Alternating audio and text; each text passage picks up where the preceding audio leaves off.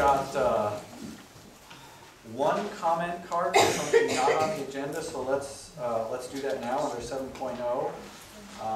Ms. Ayer? Yes, hello. My For name 3 minutes is Read the it general well. rule. You're welcome to use the. That's okay, I can project. State your name for the record. Yes, my name is Jacqueline Ayer. I'm here on behalf of the Acton Town Council.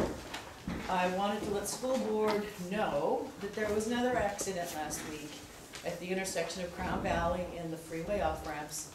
A commuter or traveler on the freeway exited the off-ramp, did not stop. North or southbound? I believe they were headed north.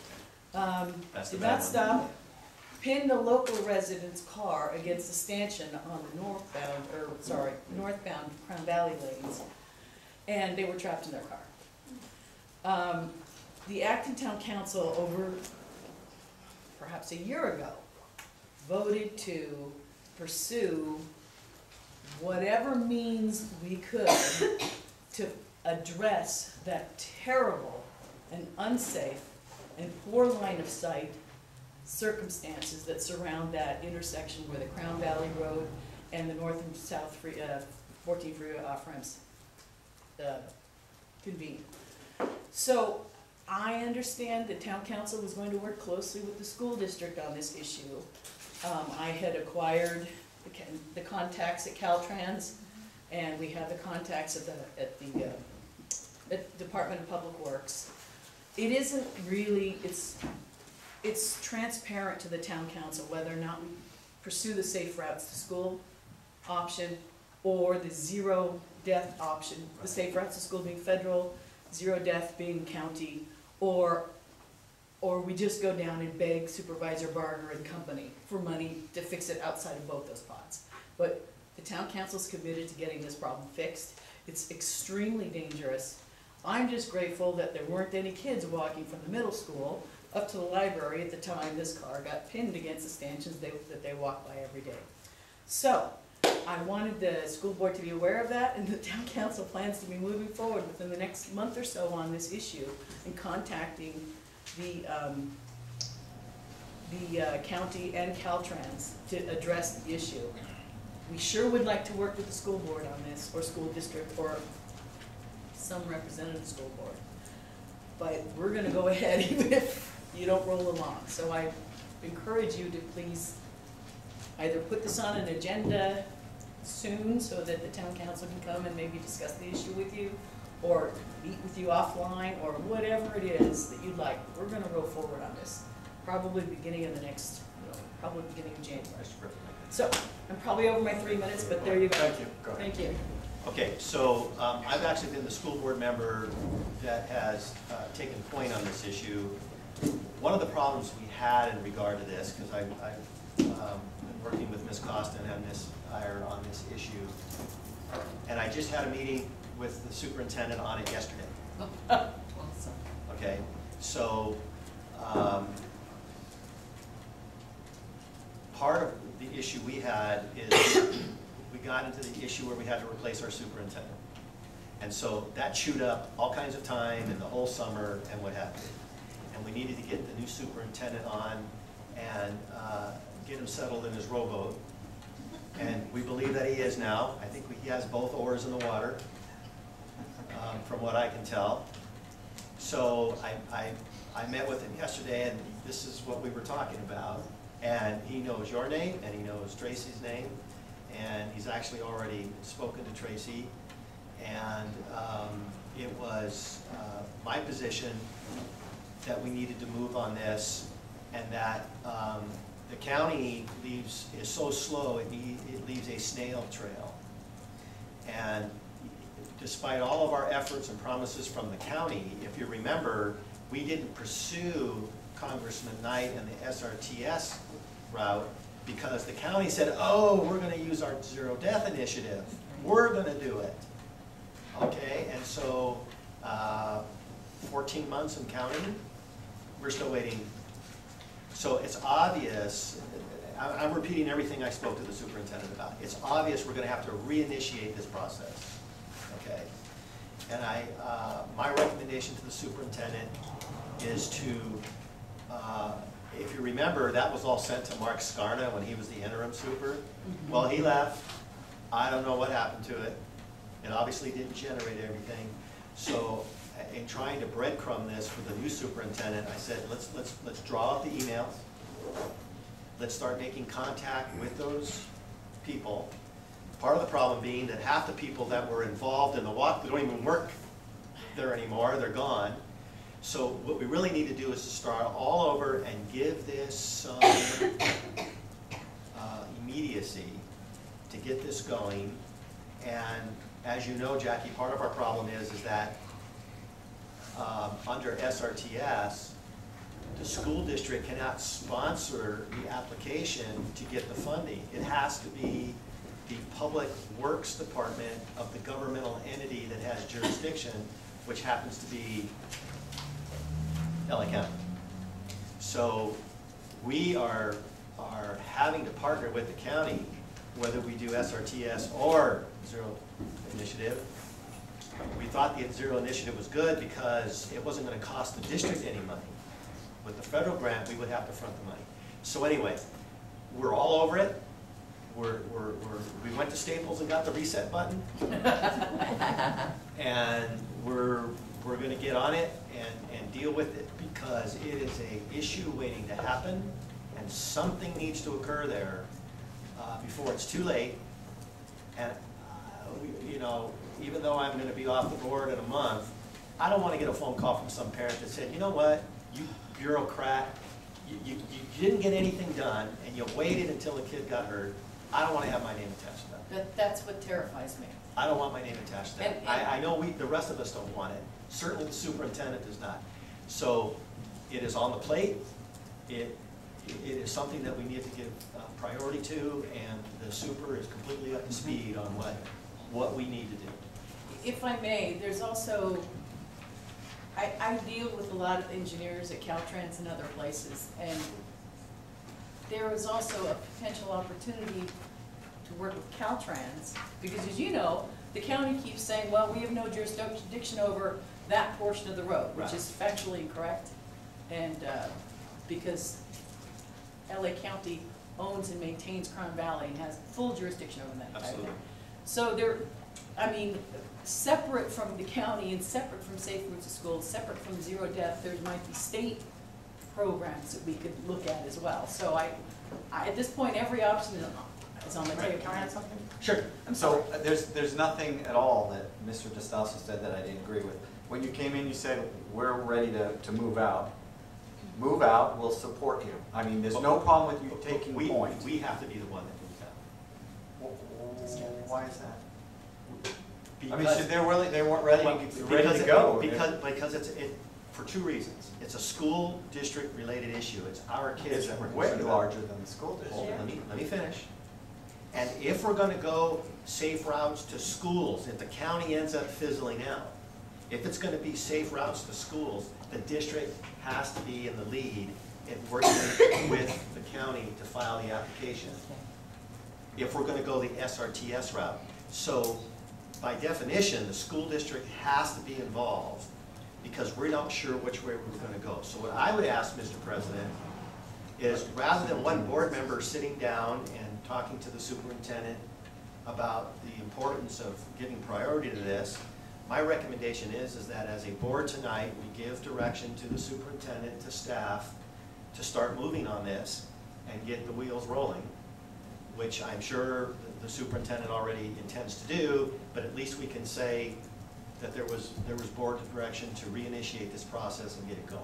Mark, just so I understand, you're saying that if the Department of Public Works and Who has to be the sponsor of the SRTS application. Exactly. They must be the actual applicant. So should we give them should we give, I'm only trying to clarify this for the public edification, and should we allow them a chance, like how would you like to see this? Would you like to see us take the lead, or would you like to try to take the lead on this and then we jump in there the second you need help? Or Just don't slow them down. If she's ready to go down. Well, if I may, the Acton Town Council is willing to shake any tree we can put our hands on.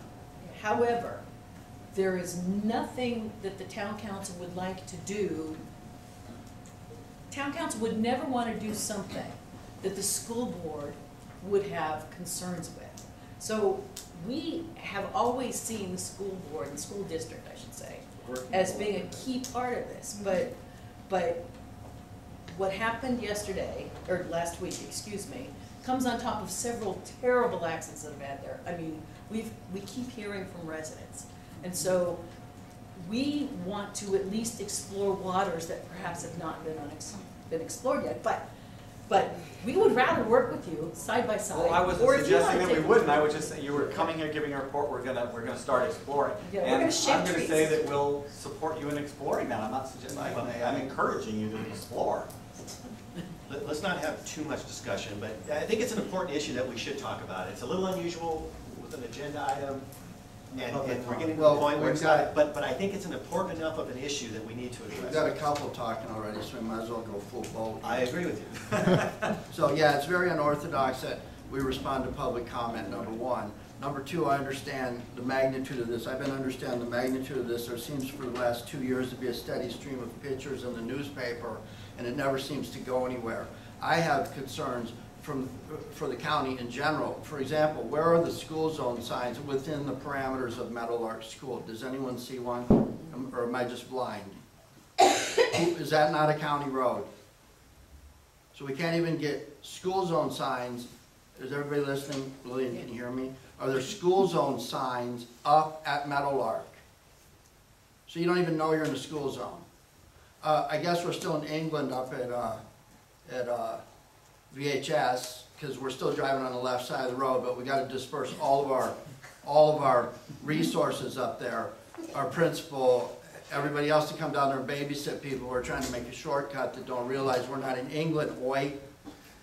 So, Ken, we're are gonna you talk. talking about Meadowlark or are you talking I'm about talking about Pine Desert? everywhere. We get people almost being run over yeah, I like equal opportunity dereliction. So, we can't put signs up at Meadowlark. That's number one. Julie, help me out here. We have no signs up that say within the Meadowlark boundaries that there is a school zone anywhere around there. Next, at Vasquez, we've got no enforcement, so we're gonna put somebody out there who's a teacher. I don't see teachers writing traffic tickets. So everywhere is a traffic mess. But every year, we've got opportunities every time there's an election with the congressman and everybody else standing there taking a picture, but nothing ever gets done. I'll know that the county is actually doing their job when I see school zone signs up at Meadowlark. That will be immeasurable for me. So anything you can do, because the fear here is, at the end of it, when you go to the county and say, well, they're gonna put up a light, that's our solution, we want a light. So then the next thing you know, there's lights all over the city. And the person who did not want kids to be run over is going to be villainized as the person that introduced stop signals into Acton. That's the game. I know the game. So my recommendation, Thank you. I'm done. Mr. President, is that we simply give, I am not comfortable with telling the town council, we don't want to slow you down, take the lead and go. I think it's our responsibility. These are our kids potentially that could be harmed. So I think the school district has to be involved in this, and at the very least, a co-lead with the town council. From a governance perspective, a leadership perspective, I wouldn't accept anything less.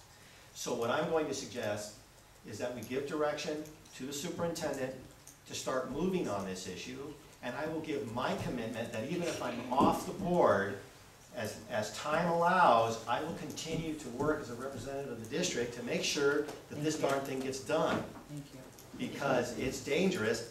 I don't like walking on the street where those kids have to walk. And if I don't like walking there, why should I expect some 14-year-old kid to walk there who tends to drift out in the middle of traffic just because they're 14? Have you Are you met my making a son? motion, Mark? We don't need a motion. We actually don't need a motion. This is not an agendized item. Correct. A member of the public has brought an issue up that we are intimately familiar with, that we have been dealing with. This is just a matter of whether there is a consensus to give direction to the superintendent to move on this issue. What we need to do is get the county back in the room. Get the county back in the room and fish or cut bait. And if they say, no, we changed our mind, go screw yourself, then we will get back in contact with Knight and we'll start the program. Mark, I'm sure we have consensus, but for whatever it's worth, I'm on board with it. May I ask a quick question? Would we get a quicker response from the government if we go ahead and do it through the school district, or the town council goes ahead and gets it? As it relates to the county, first of all, the word quick does not appear in their vocabulary. So getting a quick response from anybody won't happen. Like I said, we've been at this for 12 months. What's that? What we just need to do is re-grease the skid here and get it back going. And I think if we start making contact again, we'll get them to the table. All right, so we're off-roading. I think that the consensus has been given. There's someone else that wants to speak on this. It's not agendized item, so we're going to let you speak, but I think we're going to halt the engagement. We've given the direction, correct? That's all we need to do. So you need to fill out your name and address. Yeah, I've just tried to get it up there as fast as possible. Yeah, that's the fine. conversation. Okay, Why don't you ask the gentleman to fill it out and then read it, his name, in the direction. While he's doing that, I'll put my 2 cents worth in since I haven't. We have these numerous places in Acton that have the problems around all of our schools. Even I was leaving for yesterday for a convention thing about 5:30 in the morning. 3 vehicles passed me on Sierra Highway before Crown Valley, head on into other cars that had to go farther to the lane. That doesn't necessarily relate to this specific intersection where there's the blind right where the crosswalks to the school zone is.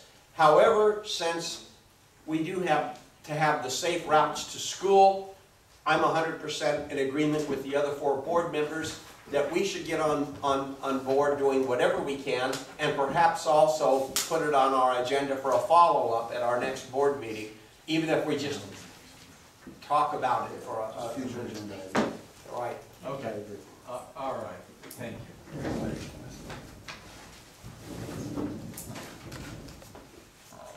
Okay, Brandon Roque? Roque.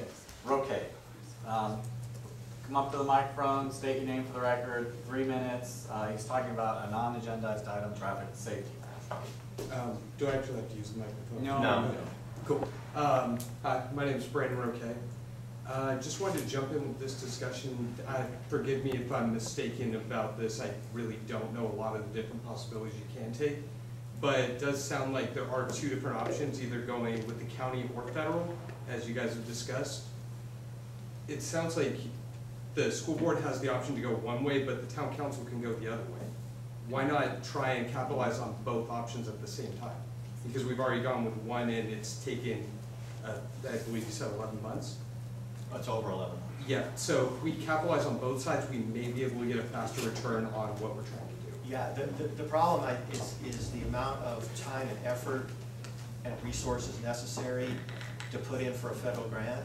Of course. And then as we're working to try and get federal money, the county says, no, because it's 2 completely different funding sources. If the funding source was the same, it would be different. And the SRTS would actually, as a program, not because we have snails working for the county, that's a whole other issue, but as a program, we would be able to institute corrections through the county faster than we could do it through SRTS and the federal grant. Because the federal grant has to go through Caltrans. Okay, it has to go through the county, to Caltrans, back to the county, and then into the project. If other than having to use Caltrans because of who owns what, okay, and the fact that it will involve work around the support pillars that support the overpass, Caltrans may be involved in it anyway. So what we really need to do is to get a commitment on which way we're going to go, and then go full bore in that direction. And to me, it's having a meeting with the county, fish or cut bait. Is this going to happen or is it not? And if they say yes, then we need to keep their feet to the fire. If they say no, then we'll work through Caltrans. Unfortunately, we got to work through the county no matter what we do. Thank you for the clarification. Thank you. All right, that was public comments. We're on 8.1, AATA representative, Purcell.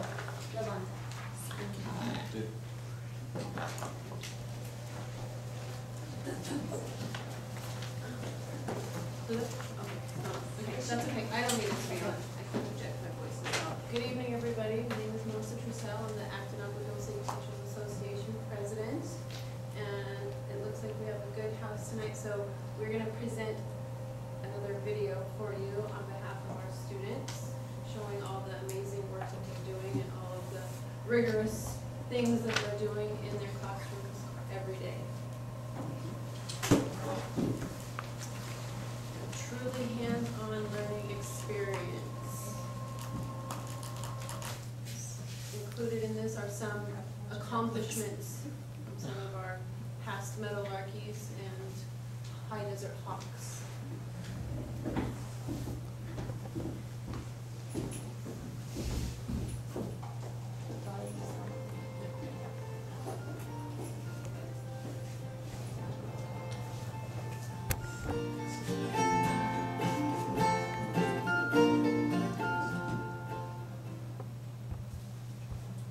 And it says a couple separate videos.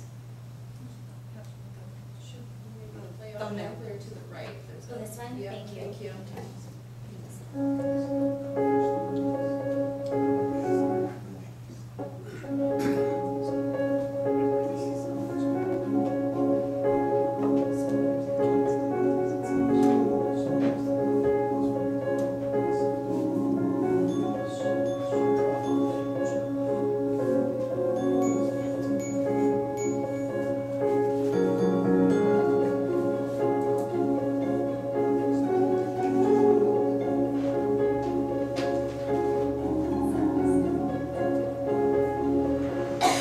Some use of technology.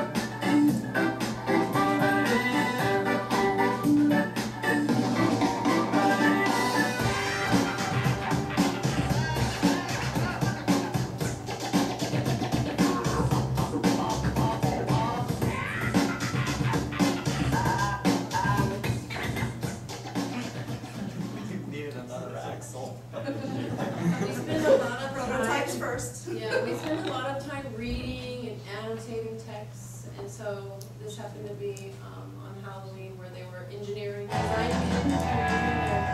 Okay, go. You're good, you're good.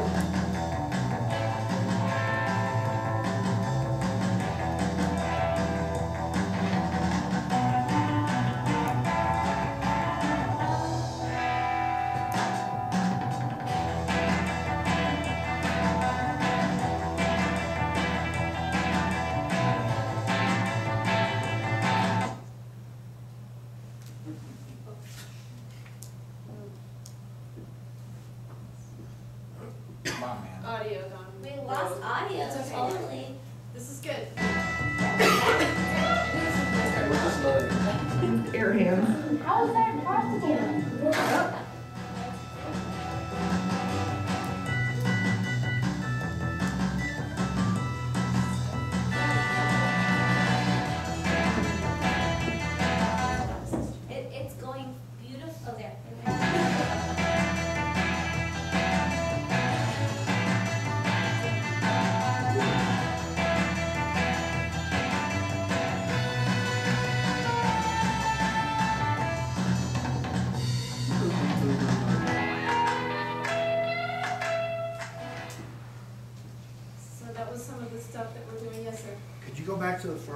for just a minute? Sure. You're asking me tough stuff, Mr. Falsgrove. Come on. What happened? Hold on, watch it again. Uh-huh. Watch it again? Watch it again. Okay. You wanted the first video clip? Yes, please.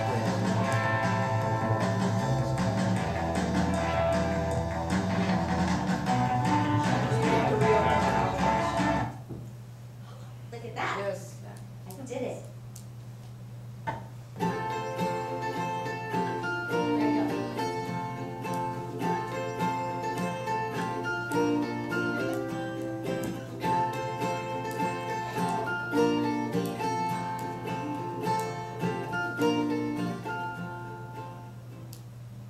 And we'll go to the next one. Perfect. Yeah. It'll start on its own. Wait a second.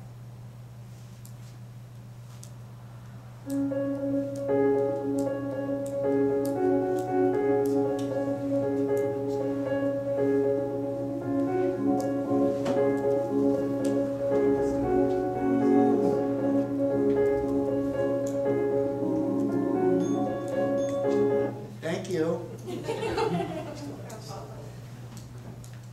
Thank you very much, thank you. Thank you. Thank you very much. Can I ask a quick question on one of the videos? Yes, yes, questions are always welcome. The cookies. Yes. There's a couple references, that was like a worldwide event. Yeah, the part that got cut out, I don't remember, 234 schools, mostly in the US, but some nationwide. And Sure. somebody's was one cookie shy of the record? That's Correct.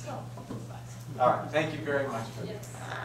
Is there anything more to your report than the video? No, just that, thank you. Okay, That's all. thank you That's very all. much for your. What happened to all the efforts. Oreo cookies? I wonder. They're 10. I was about to There's ask. that. They will eat it off the floor. That's They why gave they them love the your used plastic last board. year. Look at the That's gloves. why they have strong immunity. Item, thank you, Mr. Sell. Item 8.2, CSEA representative, anything? We good, thank you. You're good, okay, thank you. That's Ms. T. 8.3, Loker, the student representative report. All right. We have quite a bit today. We have the CSUN trip today, which is a college trip to the CSUN campus, and about 90 students actually attended, which is about 1/4 the Vasquez population.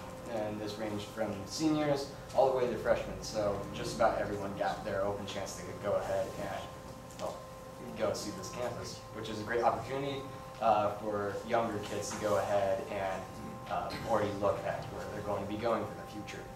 And also, last week on Thursday, I believe, was the food day that we go ahead and have, and we had a record of 22 different clubs and groups fundraising for that, and it was very successful. And we have the next pep rally that's going to be next week, and that's going to be on Thursday. And so we'll go ahead and see if the juniors and the seniors have a rivalry again, because the seniors got their colors back. And yesterday we had the LAPD police department go ahead and share with us the SHARE program, and it was W. Wilson, and this was a program about tolerance and being respectful to others. And I heard that some students were actually crying during the presentation, so it was very moving for some people. And that's always great to see that something actually impacted teenagers, because teenagers. And then we have the Jostens selling rings, caps, gowns, and those forms have gone home, so they're going to be, seniors are going to go ahead and be buying some of that.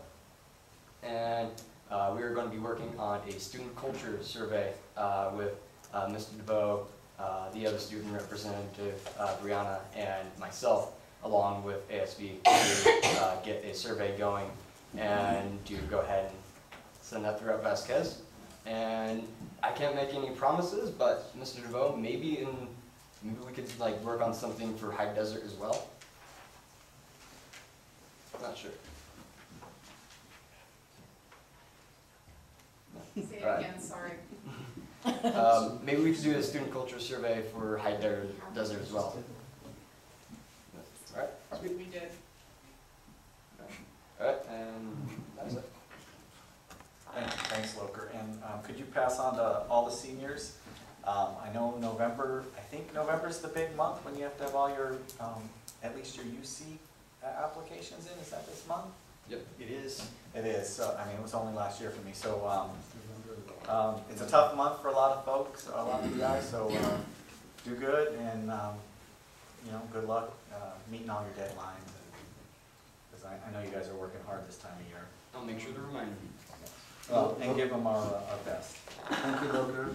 And I want to compliment you on your attire. You always give your best when you come here, and you know, it's very impressive. Thank you very much. Thanks for noticing this tie took me like 20 minutes. Yeah. Good practice. Okay, 8.4 was pulled from the agenda because it wasn't quite ready. So we'll revisit that at a future meeting. 8.5, Superintendent, new construction report? Yeah, I have a bit of an update on new construction. For Phase 3 of Vasquez High School, very short. The bid advertisement of Phase 3 is completed, and a job walk is scheduled at 10 a.m. on November 16th. I will be present for, along with Mike Rowe and so on. So I don't have the number of responses that we got, but we do have some good response. So I'll have more of an update next go around. For Acton School, the fire alarm systems, I want to speak to that a little bit. At Acton, one of the big DSA pieces that we've been concerned with is the NFPA 72 fire alarm system test, which is scheduled for sometime next week. That is the National Fire Protection Agency required by DSA for, it's one of the closeout items that we need to address. It's a major one. So we're on top of that. I want the board to know we're working on that. At Albert Einstein Academy at the same time, there's been issues with the fire alarm system. So at this time, the system has been deactivated, which you can do as long as you enable a fire watch program, which we've done. And that requires staff to walk the campus on an hourly basis and keep a log. So we're doing that just until the same company that's coming out to do the NFPA test for Acton will also be looking at Albert Einstein Agua Dulce site. Just to note, previous attempts to silence that system have failed, which is, it causes annoyances, it causes disruption to the day. People get calls in the middle of the night, administrators. So that's the reason that we had to disable it until we can have the company out to address it. A proposal has already been received to upgrade the fire alarm system and address the existing issues by USA Alarms. They also walked Meadowlark because Meadowlark was one of the other sites getting woken up in the middle of the night, Ms. Coleman, as I understand it. And so we're taking care of that as well, and I appreciate your patience with that. So I want to make the board aware that we're on top of that. We're also working vigorously to satisfy DSA requirements from having us remove the brickwork that's out in front of Acton School. So one of the pieces that DSA was concerned with was that the brickwork was not properly anchored. Prior to the change in our team, our new team that's looking at the Acton School piece, there was an approach to put kind of a wrought iron mesh sort of looking thing over the brickwork to ensure that it was secure. I was not a particular fan of that because I think the brickwork that you have done is beautiful. So I'd really like to try to maintain that, not to mention the cost savings from having to redo or take down or demolish and redo something. So I had somebody come out and look at it. We don't believe, as DSA had originally thought, that it was anchored by drywall support screws, drywall screws. It is concrete screws. So I think we're fine with that. And to substantiate and justify that we're fine with that and show evidence to DSA, we'll do what's called a pull test.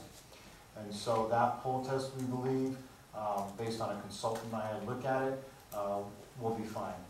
And so that's my plan with that, and my hope is that DSA agrees, and we'll move forward with the beautiful work is there and leave it and not have to touch that. So I just want to make the board aware of that.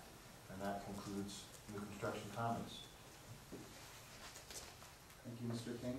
And your superintendent report, any miscellaneous stuff to add? I have a few things. Okay. First of all, I want to speak to Melissa Trussell's presentation tonight, which Oreo cookies, pumpkin technology. What I observed in that goes hand in hand with our growth mindset theme. When I reflect about what I saw there and watching the students, is what we want: student engagement and motivation, a tie-in with technology and the arts, and you could see all of that, and capitalizing on the holiday doesn't hurt either, and the food. But when we talk about and think about growth mindset, it's not the award, it's not who stacked the most cookies, but it's the wheels turning and the effort, and the word that you'll often hear me use moving forward is grit. And I watched a really interesting video on growth mindset, and a 2-year study by a psychologist came up with the word grit. And there's no way to really study that, but when you think of fortitude and perseverance and determination and effort and all the things that got our parents and our grandparents through depressions and difficult times and ingenuity and the Industrial Revolution, it was grit. And so when we watch our students with the wheels turning and engaged, that's terrific. So thank you for sharing that, and appreciate all of your efforts on that. I want to just comment, on December 14th, I think there'll be several comments made, and I look forward to presenting Mr. DeSasso with our first Stay Gold presentation recipient. But I do want to comment this evening that to publicly thank you for your 12 years of selfless service on the board. I want to make it's a noteworthy public comment. Oftentimes people don't realize the commitment that's involved with being a board member, and it's more than 2 meetings a month. Reviewing packets, having questions, receiving emails, giving input. It's a very special relationship that occurs in a superintendency when you're hired by the board. The fact that you're leaving for me is particularly striking, I suppose, because that hiring process is very personal. It's very professional, but it's also very personal. So I wish you all the best in your future, and I know that your comments were very sincere, that it's not related to me in any way, so I appreciate that. But I wish you well, and look forward to continued positive comments on December 14th and celebrating your new path. Thank you. You're welcome. I want to thank High Desert for having me at their school yesterday. It was the last Stay Gold tour, as I've been touring the 3 sites. And each site's been very unique and very different, and all of them have something that I've learned and that they've offered me as a takeaway. What I appreciated about High Desert, Ms. David, is that every time I've been there and met with your staff, the classified staff automatically come in, and they're part of your family. And I could say similar things about each school, but because this was just yesterday and it's fresh in my mind, that's really special, because everybody's an educator. The bus driver, the custodian, the principal, our teachers, of course. So their input, their ability to just walk in on the natural and be participants in the Stay Gold activity is noteworthy, and I just wanted to comment on that and appreciate it. October 30th, I wanted to comment on our professional day, was outstanding, I thought. Teachers, I appreciate your efforts, your engagement, your participation to make it a meaningful day. I want to thank Ms. Coleman for helping to facilitate that day as part of her adjunct/director duties and responsibilities. Thank you for assisting with that. Mr. DeVoe for providing the site, the gym, the personnel to assist in setup and cleanup, and music, and that was a great venue, so thank you for that. And I want to thank the rest of our team, including Ms. Fisher, who helped facilitate the day as well, and with our raffle prizes, and of course Yolanda, who's just been terrific with everything and helped facilitate that day and prepare food with Paulette in the early morning hours and purchased food and put it together and sliced tomatoes, and we barbecued that day for teachers. And so it was a nice day, really, really nice day, and I thought the board should know that as well. The last thing is, I do want to acknowledge that tomorrow is Veterans Day. I would like to point out that Mr. Layton is a former service member. He served in the Air Force. I would also like to point out that Mr. Gustasso is a first responder with a long-time career in law enforcement, and that we know that that job has changed tremendously over the course of the years and is another service to be recognized. And I want to recognize our board because you do take an oath as well and you do serve public office. And do we have any veterans in the audience? So I would just like, so thank you, and thank you for your service. And I just want to acknowledge in spirit all of our current veterans who are out there serving our country and for everything that they're doing for us. You didn't put your hand up. So thank you. Superintendent King also was in the Army? Yeah, 4 years in the U.S. Army. Thank you. Okay, board member comments. You want to start today, Mr. Layton? Sure, I will. I usually have very few, if any, comments, but tonight's an exception. Now, most of you know I'm a lawyer, so what I'm about to say is not because I'm a lawyer. We'll be the judge. Sometimes an entity, such as a school board, which is the one we're talking about right now, you can't have too many lawyers. You have lawyers for different purposes. I personally am not one that gets involved in traffic accident lawsuits, divorces, marriage. It's my own specialty. Well, those that were here at our last board meeting know that thanks to Mr. King, we found another law firm to assist us in certain matters. And we voted to retain them.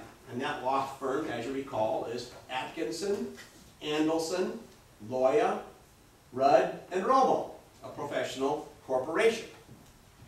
Now, when they were here at the last board meeting, they gave us nice little packets with flyers and stuff in it. And one of the flyers was a conference. And the conference was yesterday. And I was privileged to attend that conference. So as I'm required to do, I'm giving you a little, what we call a report out of what occurred. I left at 5:30 in the morning to drive to Cerritos, which is much more miserable than even going to downtown Los Angeles.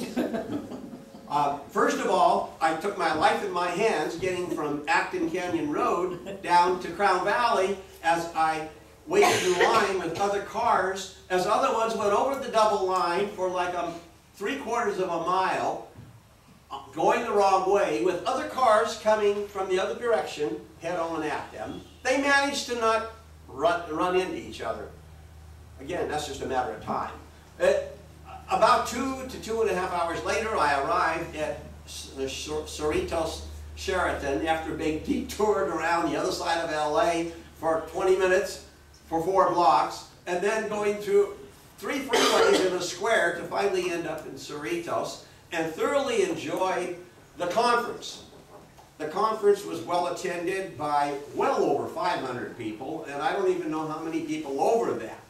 And it was so well attended that not only the Cerritos Sheraton was our facility, but what they called their theater down there for their theatrical productions. If you ever get a chance to see that theater, go. It is fit for a king or a queen or a president of the United States to sit there and look at the productions going on down there. Ours were basically law-related seminar or conferences, not for lawyers, but for board members, administrators, and that type of thing.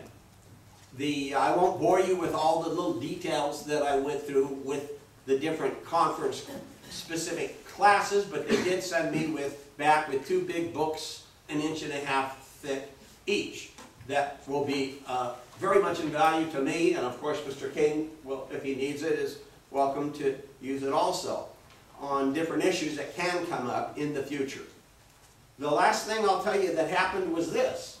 We had a very good lunch.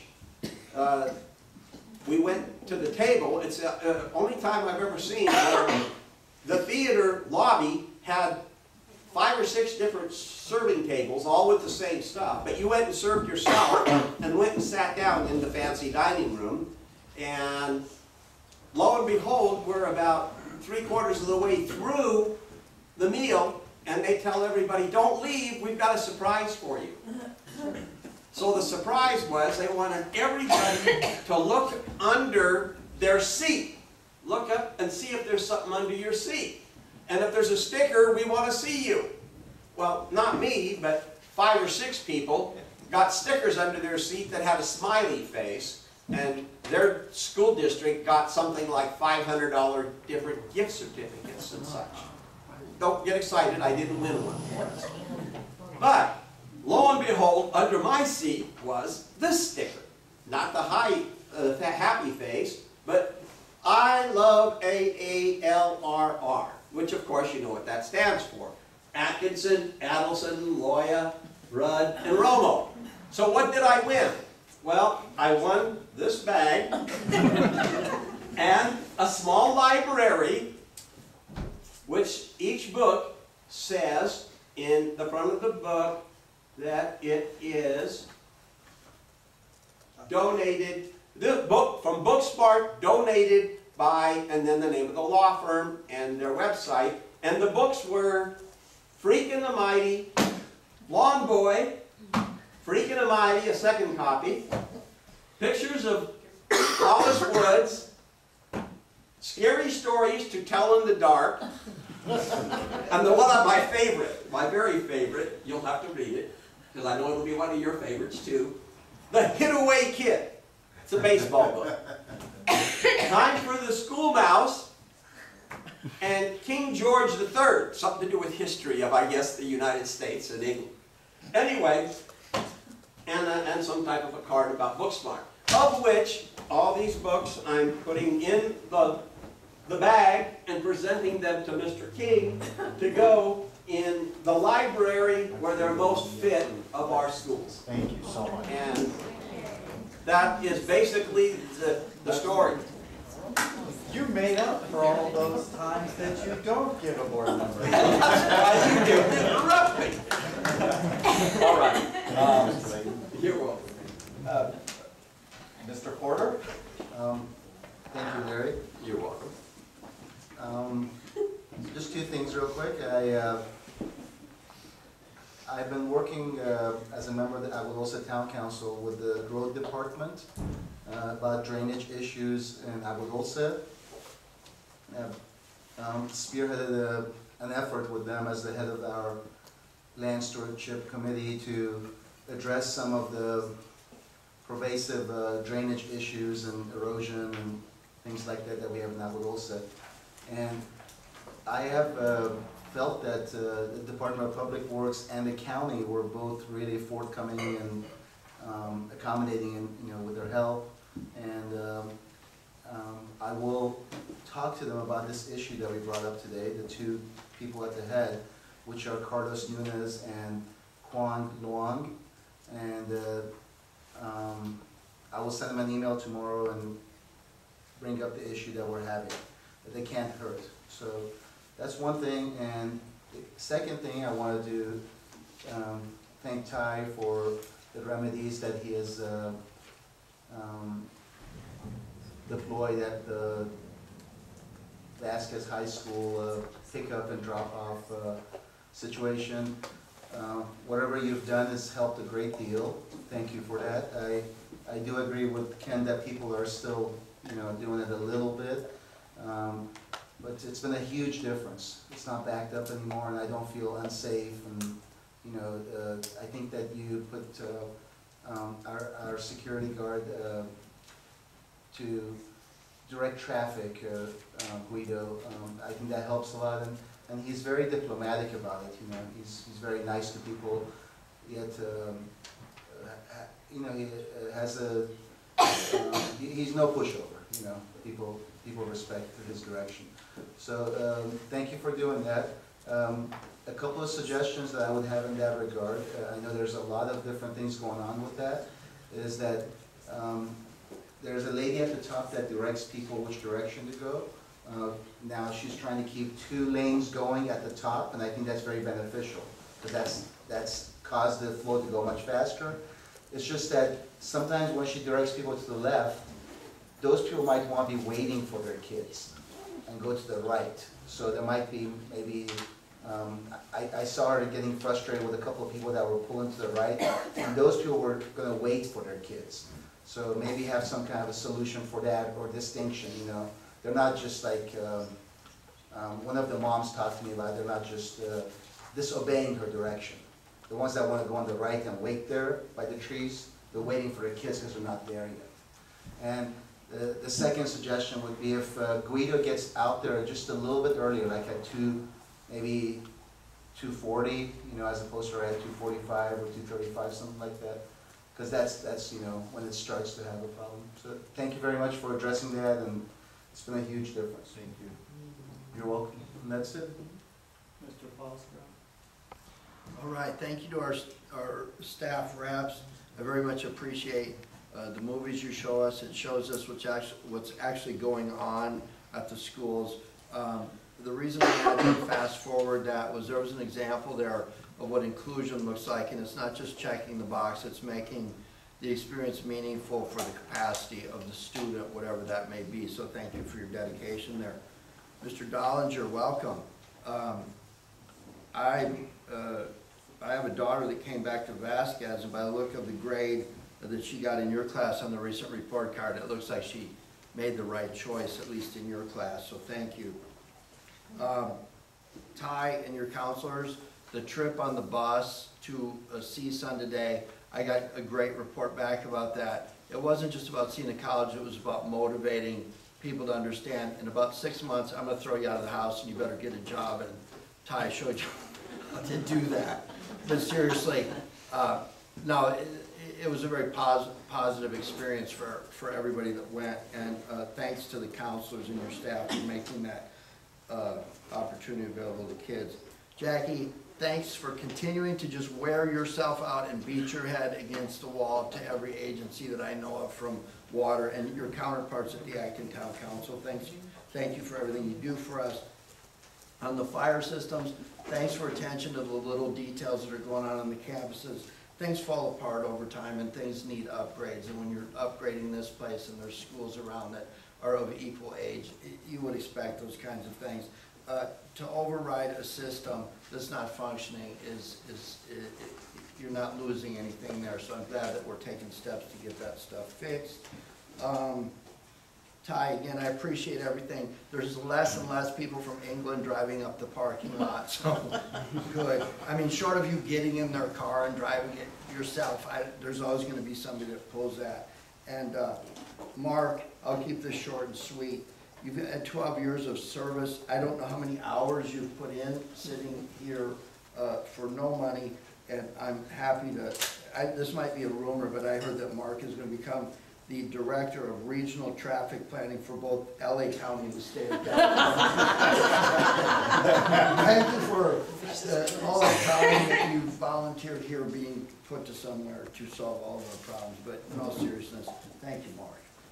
It's 22,375,261 hours and 7 seconds. 8, 9. Okay, so for purposes of full disclosure, and I kind of gave it up during oral communication when Jackie was speaking, I did meet with the superintendent yesterday for quite a length of time. This was actually our second meeting, and we'll probably have a third by the time it's over. I felt it was important, since I'm the senior most tenured board member and have the most history, to make sure that the superintendent understands insight on a number of situations that we're in the middle of. We have a lot of plates spinning on broomsticks, and we've got to keep those spinning. So I gave him the history of a lot of it and gave him some perspective on where we are. I addressed the 5-year plan, where we were trying to go with the 5-year plan, where we still need to go with the 5-year plan. And I touched 3 issues that I think need to have some priority and focus.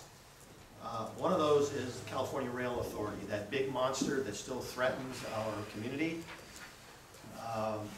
And I don't use the word threaten lightly. It does threaten our community. I had explained that we were supposed to have that preliminary draft of the draft EIR that never came out. It's a year later and we still don't have it.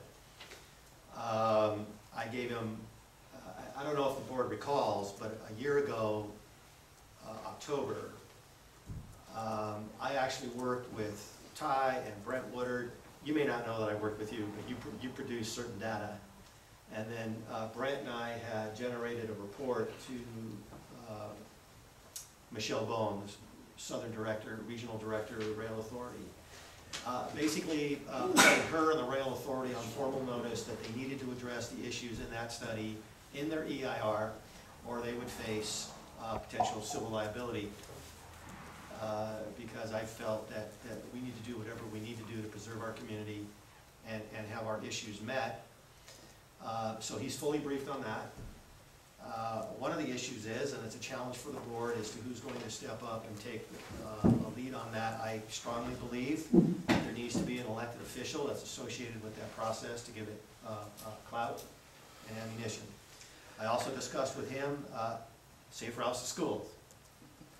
And the importance of doing that, and that in effect really may be the singular biggest issue that we need to move on, because it is active and there are potential exposure to our kids.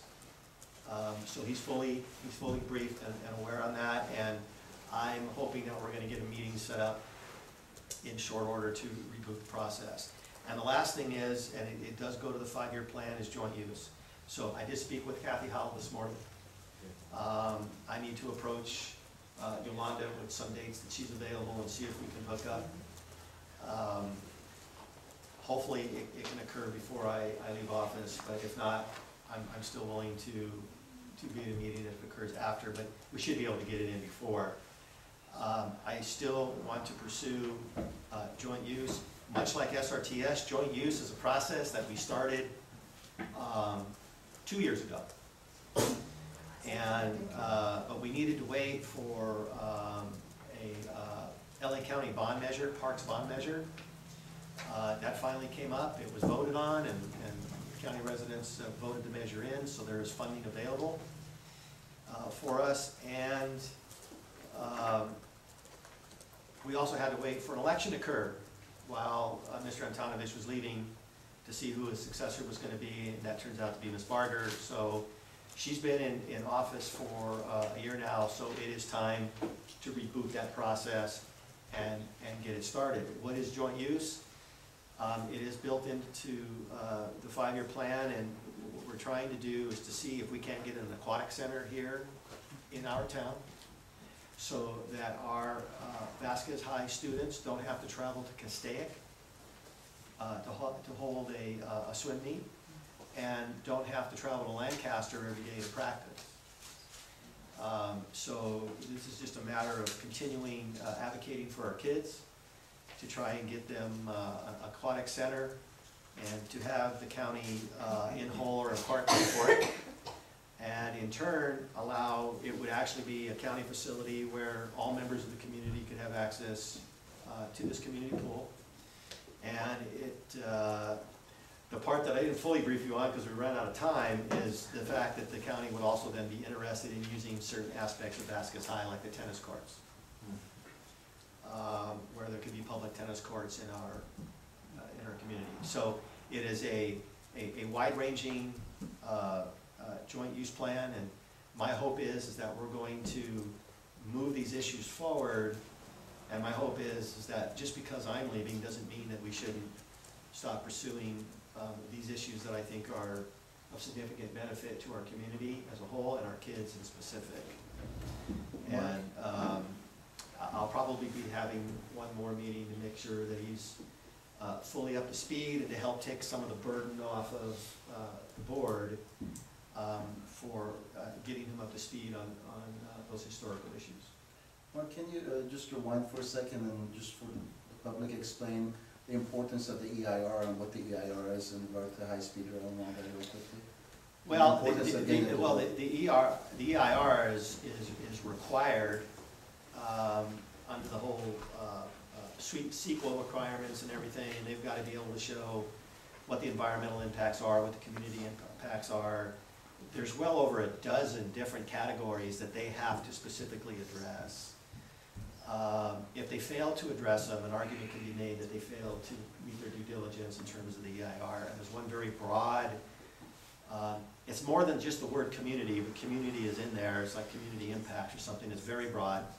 And that is the itemized item under the EIR requirement that the school district is using to make sure that they're going to address issues that are related to the school, not only for the purposes of protecting our schools and not having a train run through our schools, but also because of what it could potentially do to the population and the inability of the population of the community to actually populate our schools.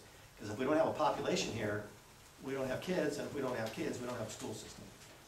So, and the vibrancy of any community, especially one that is an enclave like we are, is to have a school system that's vibrant and that people can attend without having to break out their passport and travel to valleys unknown in order to get to school. So the EIR is part of a legal process, and because of the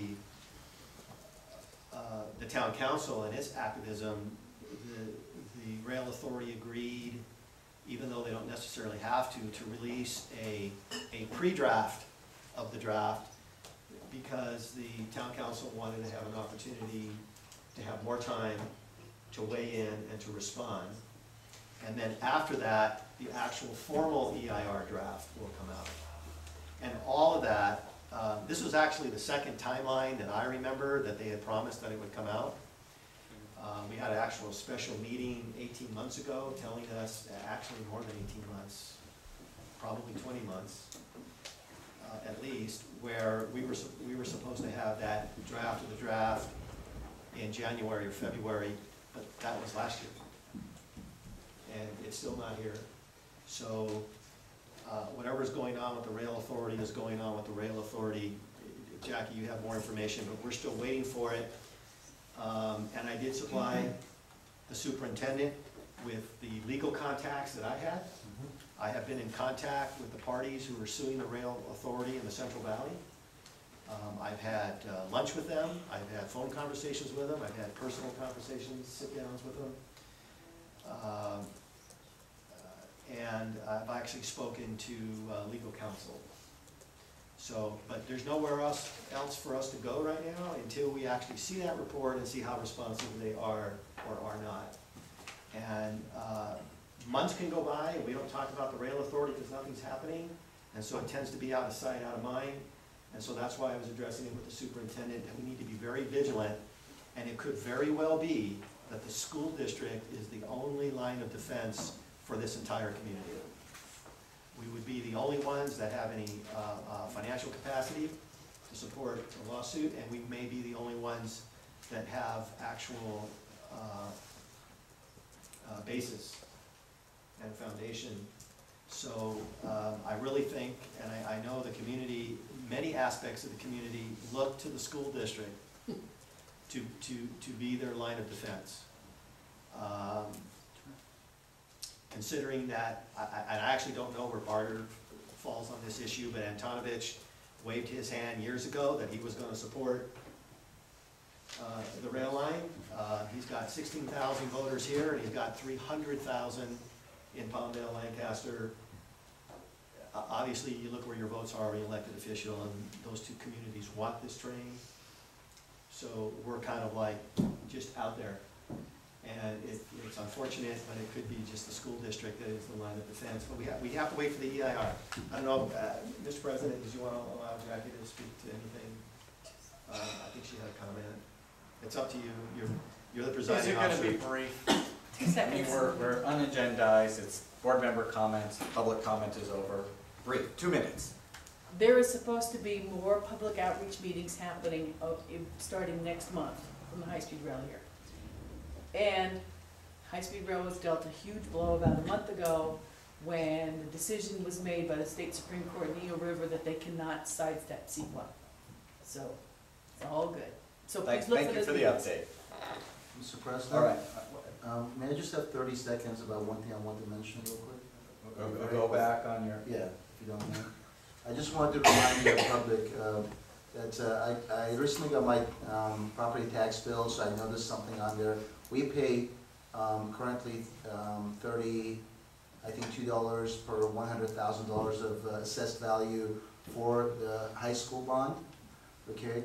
And there's a new thing on our taxes, you guys can check out when you get home, which is Measure E. It's a $230 million bond for the community college in Canyon Country, and that was a $230 million improvement. It's called Measure E, and we're paying $48 per $100,000 of assessed value, so more than our high school actually. That's a new thing that's on our tax bill, and just you guys check it out, and it's called Measure E, $230 million that was passed as a part of a different bill. So that's on our tax, on our property taxes. We're actually paying more for the community college than we are for our high school. Just want to point that out. Thank you, Mr. President. The high school's a bargain. Yeah, absolutely.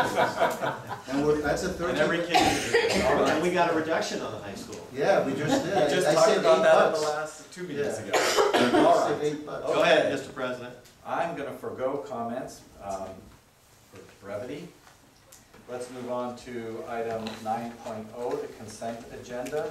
It's recommended the following consent agenda items be approved. So moved. I was gonna read what they Oh, are. I'm sorry.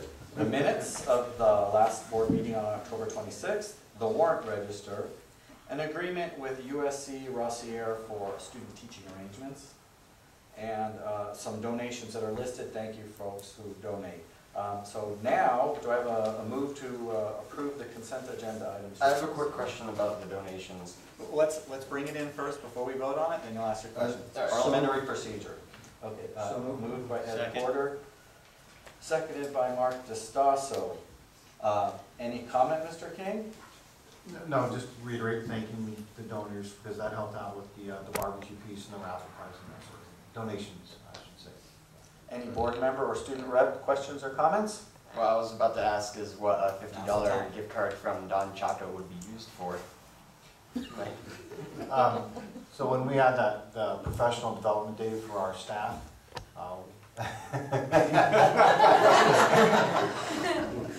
one of the things that's really nice to do when we can is to recognize the talent of our teaching staff and our classified folks, and to do that without using district expenditures. First of all, there's a legal issue there, but also it's nice community partnership, business-wise, to say, hey, the community supports our employees, we thank you for all you do, and that sort of thing. Alright, thank you.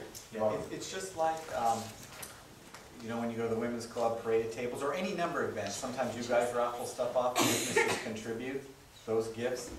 This is the way we formally thank those businesses for contributing those gifts, because by contributing those gifts and us being able to use them as part of an event like that, you know, it's a mechanism to reward teachers and people who are participating in the event, and it allows us to thank the businesses for those donations. Actually, none of that is true. These are all gifts going to the outgoing board member in December.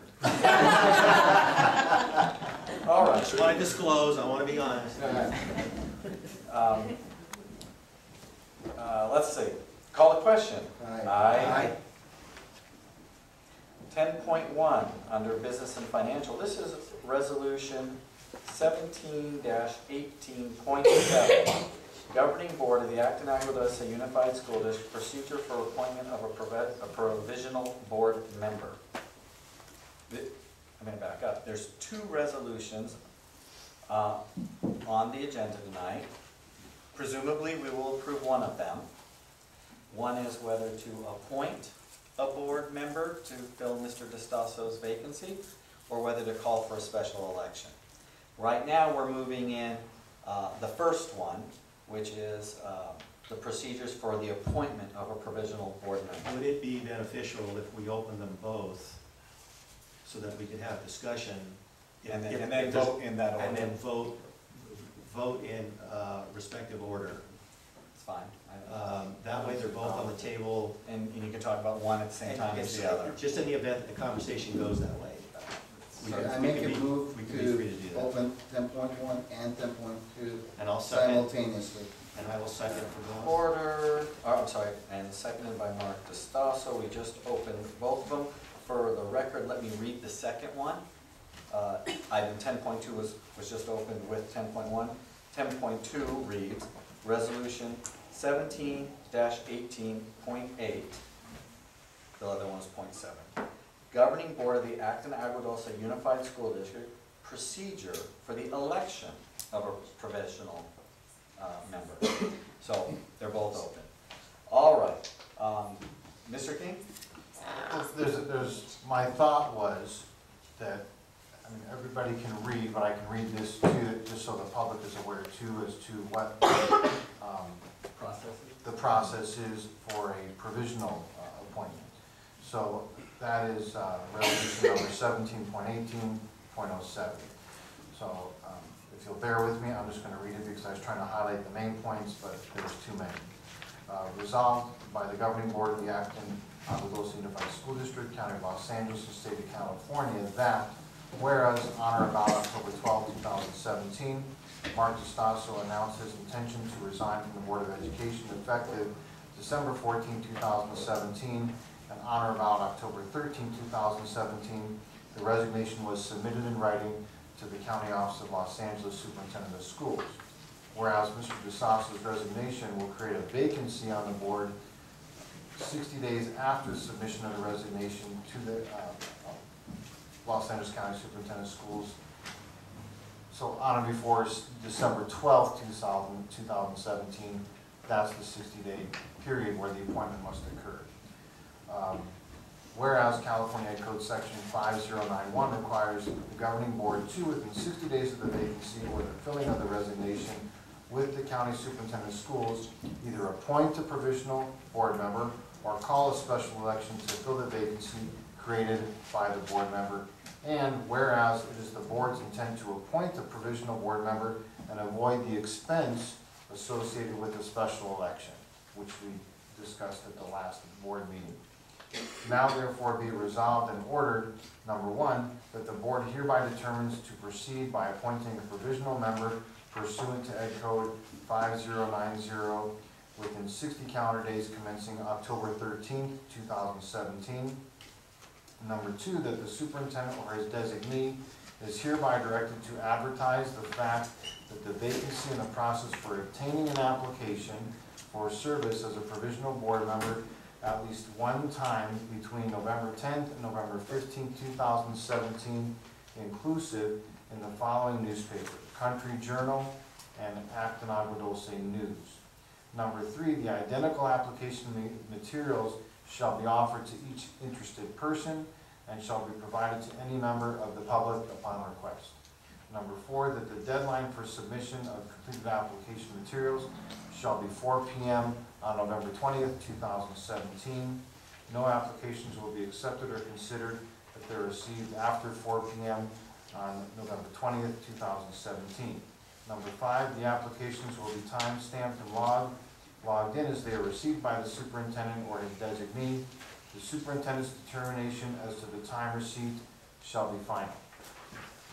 Number six, that upon closure of the application period, the superintendent or his designee shall forward to each applicant information as to time, date, and location of the meeting where the board will conduct interviews for the provisional appointment.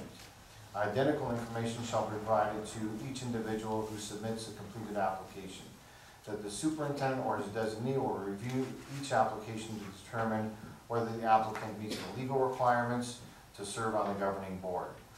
For example, is at least 18 years of age, a registered voter, and a resident of the district. Number eight, that the superintendent or his designee will issue an announcement to the local newspaper of the number of applications received from qualified applicants the applicants' names, the date, time, location of the board meeting where these applicants will be interviewed by the board. Number 9, that upon closure of the application period, the superintendent or designee shall forward to the board, each board member, the applications received. Number 10, that the name of each applicant who is determined to meet the legal requirements will appear on the agenda of the meeting at which interviews will take place by the board. Number 11, that any applicant who is determined not to meet the legal requirements for the provisional appointment shall be permitted to address the board during public comment portion of that meeting. Number 12, that the board shall, at a special meeting to be scheduled on or after all applications are received or at other additional time, as the board may determine in accordance with law, interview applicants, vote on a provisional appointee, and swear into office the selected individual. Number 13, that the superintendent or his designee shall comply with the notice posting and publication requirements set forth in Education 5092. And number 14, that the board delegates the superintendent all authority necessary and proper to accomplish the purposes of this resolution. So if this is the route you go, then there's the foregoing resolution was considered, passed, and adopted by this board at its regular meeting on November 9th, 2017 by the following votes. And so we list by name the ayes and the nays. I don't know why I feel compelled to say this, but I'll say it. I've actually been announcing that I would be leaving dating back for 2 years. And the reason I did that is I wanted to give the community enough lead notice and time to know that I was leaving, to generate conversation and some energy about who might run, either for appointment or for to be elected. And I also did it because I wanted to make sure that somehow somebody didn't think it was tied into a new superintendent, or oh my God, he's leaving because he doesn't like the new superintendent. Obviously, when I announced 2 years ago, I like to think that I can forecast pretty well, but I don't have a crystal ball, so I had no idea that we would be getting a new superintendent, so it obviously has nothing to do with him. But the issue for me is that even when I announced 2 years ago, I made it very clear that when I took on an obligation, that I would see it through to the end. So every time that I re-upped for a new 4-year term, I was committed for that entire 4 years. And I did 4, and then I did 8, and then when I upped for the 3rd time, I was committed to doing a full 12 years. But it's kind of forced to use the word resign because the state of California decided that it doesn't want off-year elections, and so state law was passed that extended everybody's term a year. So my term isn't actually up until next December, but the factors in my life aren't going to be dictated by where the state goes. So I just want everybody to know that I am meeting my obligation to serve here for 12 years. And it shows resignation. I don't want people looking at it going, oh, he's ducking out of here before he should. The reality is I did my 12, and that extra year is an add-on that I didn't have any control on. So even though it says resign, I don't consider myself as having resigned. I look at myself as termed out. That's the way I look at it. Anyway, Mr. President. Thank you. Just a question for Mr. President. So we have 2 items open.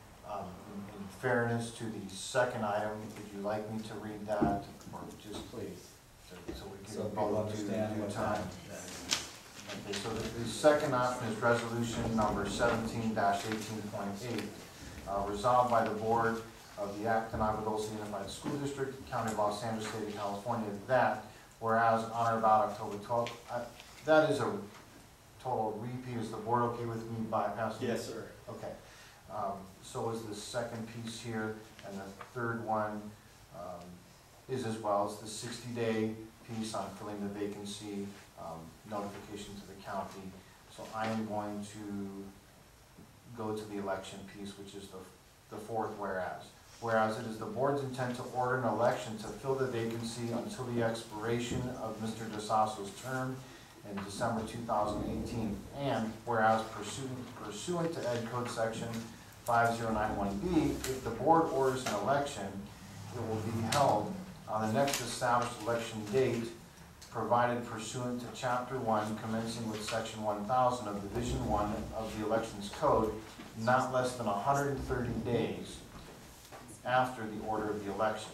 And whereas pursuant to Election Code 1000B, the next established general election date, occurring at least 130 days from the date of order of election, is June 5th, 2018.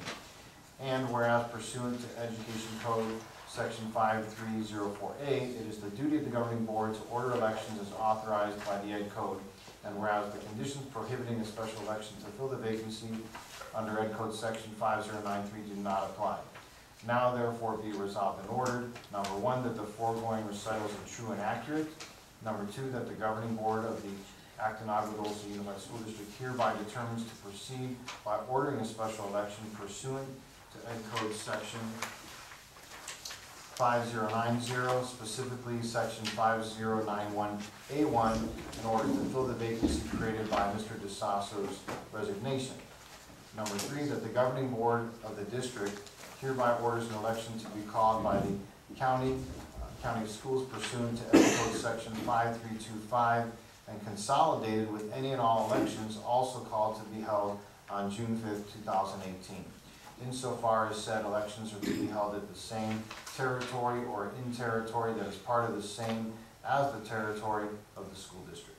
Number four, that the governing board of the district hereby requests Board of Supervisors to permit LA County Registrar of Voters to provide any and all services necessary for conducting the election. Number five, that pursuant to Ed Code 5322, the governing board of the district hereby orders an election to be held with the following specifications. A, the election be held on Tuesday, June 5th, 2018. B, the purpose of the election shall be to elect a provisional board member to complete the term of office of Mr. DeSasso. Number six, that the board delegates to the superintendent all authority necessary and proper to the accomplishment of the purposes of this resolution. Again, you would sign off as board members the yeas and nays for the foregoing. Thank you. So what Mr. King just did was he read two resolutions, the two that are open. We will be, we assume, approving one of the two. I mean, we could vote no or vote no. We'll be approving one of the two, either to do an appointment, and there's a timeline for that, and the election. If it's an election, it would be the special election in June, because the law, all that governs exactly how fast that election can or cannot happen. Now, for those of you who weren't here 2 weeks ago, we spoke about this at length and duked it out amongst ourselves at length as part of the public hearing process. I don't know that, I'm sure we'll probably all give a little synopsis of how we're voting. I'm not sure whether we'll rehash 2 weeks ago. Having said that, you know, any board members allowed to do what they feel? Do you want to start, Mr. Thank you. Falsgraf? First off, I'll ahead of time thank anyone who decides to participate in this process. It's a very grueling process. I personally sat out in that audience for nearly 5 years before I came up here. That did very little per se to make me a great board member. So sitting out there, whether you've been there once or 50 times or 5 years, matters nonetheless. It's good to be familiar with the board and how we interact and to really think about what you have to add to that personally. I would like to say that it was a short year ago that Amy Frank and I had a very close election.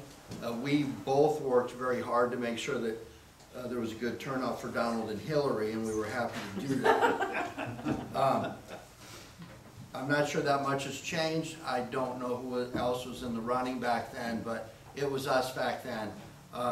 As Mark had said, I want to make a comment on Mr. DeStasso's comment about him leaving.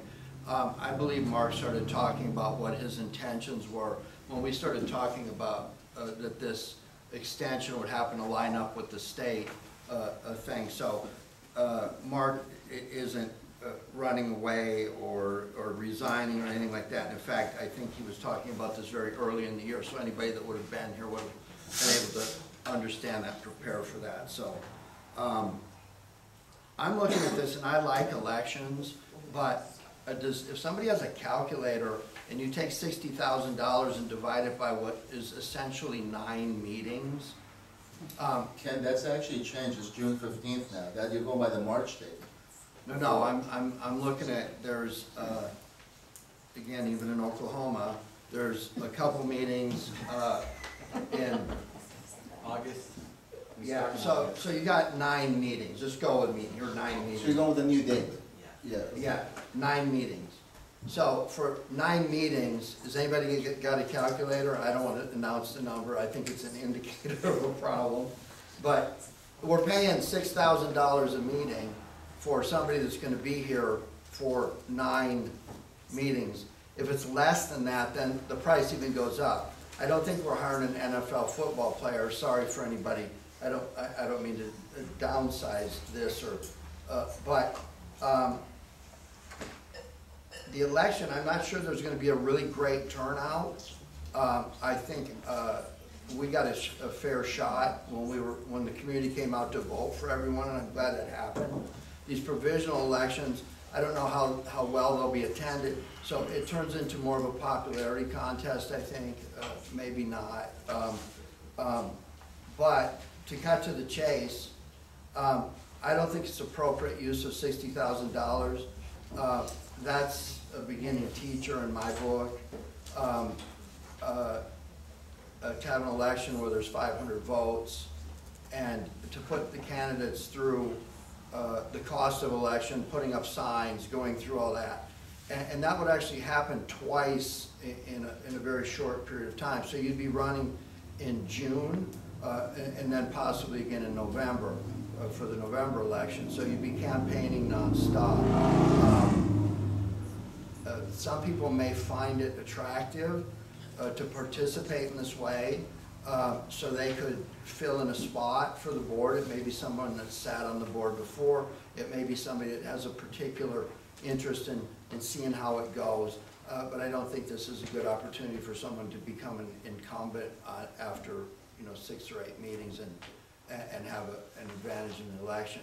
So to cut to the chase, I will be for cost savings and the logistics of it all in favor of an appointment that we would look through all the applications. And again, congratulations to everybody that wants to try this and throw their personal skill set. What I would ask is, this is coming on very suddenly. We may have people that are in town, we may have people that are not in town. I would ask that every ability to get someone an application, whether that would be over the internet or that they could fax it in or do whatever they need to do to meet the timeline. I would hope we would make every accommodation for that and give everybody even a fair shake and get their applications filled out. So, Board President, short answer is I'll be looking for an appointment. Thank you. Mr. DeStassa, anything you want to know? Well, I wasn't here at the last board meeting, but I think my position should be no surprise. When we were filling the vacancy of the chair that Ken now sits in, I was all for an election because I believe that a representative process should be through an electoral process. And so when all things are equal, which in this case they're not, I would prefer to have an election. And we had a great opportunity last year to have an election because we were able to marry the election into a presidential election. So the cost that was borne by the district was half of what this special election would be. And considering that we hadn't had an election in years, I felt it was well worth the cost to have the election. Because I just think it's part of our representative electoral process. But in this particular case, there's many other factors at play. Ken has already addressed most of them, and I'm sure you guys hashed them out last time. I cannot fathom approving the expenditure of $60,000, which let's not make any bones about this. This is a diversion of funds from the classroom. It is a beginning teacher's salary, and I think it's just, all in all, what do we get out of an election for $60,000? The last election we held, there wasn't a tremendous amount of community interest. We only had 2 candidates run. Don't take We that. had the ghost candidate. Yeah, we had the ghost candidate. We did have the ghost I'm candidate. still scared. We did have the ghost candidate.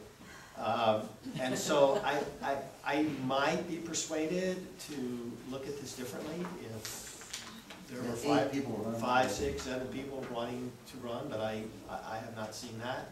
And I'd like to pride myself with the fact that I've got my ear as close to the ground with this community as anyone, and I don't see it.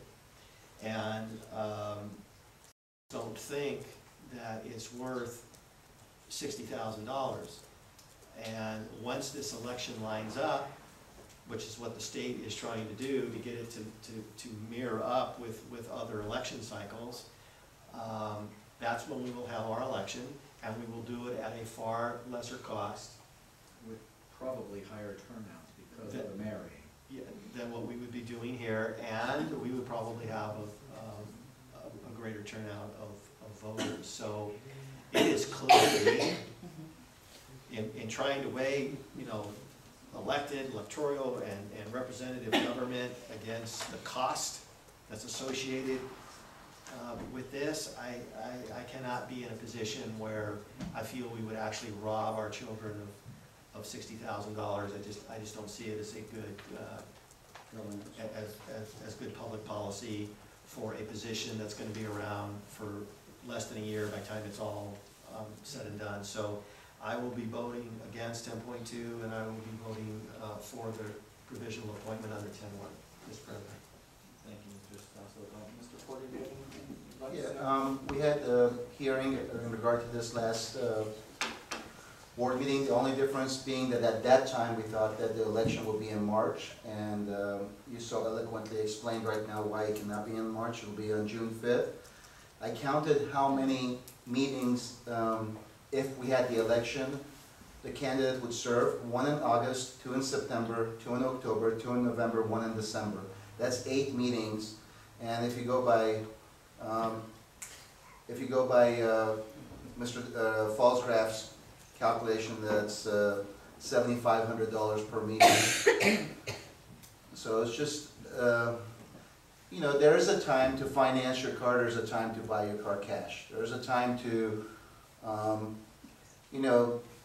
go to trial, there's a time to settle the case. So there's a time to appoint, and there's a time to go to an election.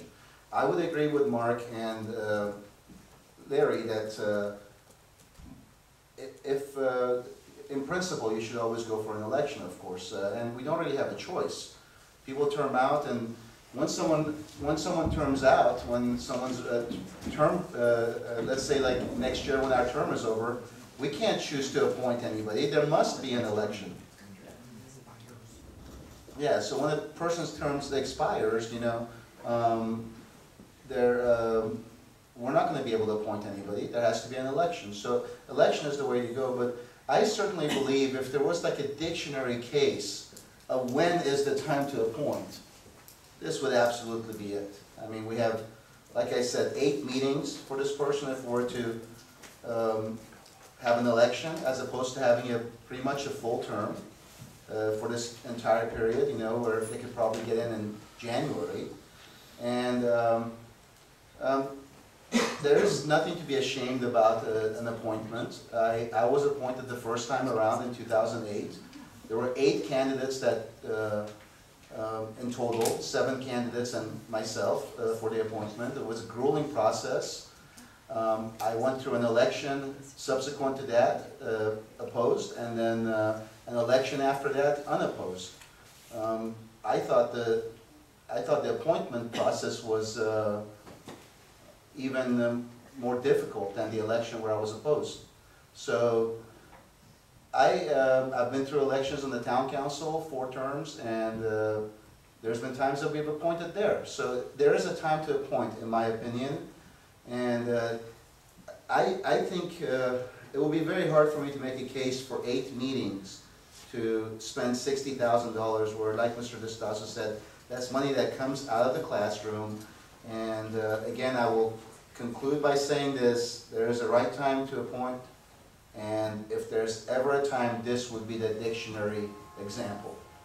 This would be it. So I will be voting for an appointment and against the election. Thank you very much, Mr. President. You're welcome. Mr. Layton? Sure. I'm sure you probably have already read my view in the local newspapers, including the Antelope Valley Press. And I'll explain to you why I believe that we are cheating the people of the right to have people sitting up here where we're at by appointing. First of all, there's some assumptions that all 4 board members have made that I don't necessarily believe are true. I won't call them false assumptions, but you know what the words, the acronyms of assumption is about you and me. First assumption they make is that we're going to blow $60,000 by giving the power of the people to decide who holds these 5 seats. I say that, and you might even say, they're saying that 120,000, 60 for this election and 60 for the next one also. The only way it costs us $60,000 for an election is if we give the power to decide who sits in these 5 seats to you, the voters, you, the people of Acton and Aquidauce. And if you exercise your right to decide who sits in these 5 seats by not running, nobody that thinks they're better, that wants to work up here and do a as good or better job as us for the same amount of non-pay can run or not run. But if they don't run, and we don't have brilliant people that want to sit up here and do what you, the people, want, then that $60,000 is not paid once or twice. There's another assumption being made. And incidentally, I believe this constant reference to the $60,000 is like a sympathy vote. A sympathy to get you to agree that you, the people, won't decide who sits in these 5 seats. That we, 4 of us of these 5, will decide who does or does not sit in these seats. The sympathy, the saying that we're going to rob the kids of classrooms and such. Well, as I said in our last round in arguing all this, the price of democracy, the price of voting, who sits up here in these 5 seats, shouldn't be dictated by money, especially sympathy discussions about what the money is for. Now, there's talk, another assumption that I think is a wrong, I won't say false assumption, but not entirely accurate. There's 8 meetings or 9 meetings, I've heard both, and we want to prorate it and figure out how many thousands of dollars we're going to pay somebody to be at 8 or a 9 meeting. Well, that is not completely accurate because it is a known factor in politics, and this is grassroots politics in here. You, the people, deciding which 5 of us or 4 of us are going to decide who sits up here to run your school district. We've all heard how important it is. The school district might decide whether there's a high-speed rail running through here or not, because we're in the power to object. Politics says that the incumbent has the advantage, and the incumbent, more times than not, and maybe many, many more times than not, will be re-elected into that position. So we are not trying to decide who is going to sit in these 4 or 5 seats for 8 or 9 meetings. We're deciding what happens in the next election, because if somebody does think that we're not doing it right and they want to come in, the same as Ken did last year, wanted to be on here, and they want to run, they're at a distinct disadvantage to any incumbent they run. You heard what happened with Ed Porter. He ran, and he was contested. Who won? The challenger? No. The important thing here is that the people have the right to decide who governs their kids. And by us appointing it, even though they're making the appointment, even though it's legal, that doesn't make it the right thing to do for all of you people out there that want to have your school district ran the way you, the voter, thinks it's right. And that's why we have elections in this nation instead of dictators. Okay. Now, I'm pausing. Pause. Oh, I'm sorry. I mean, I'm 4-1 here, so at least let me get it out about why.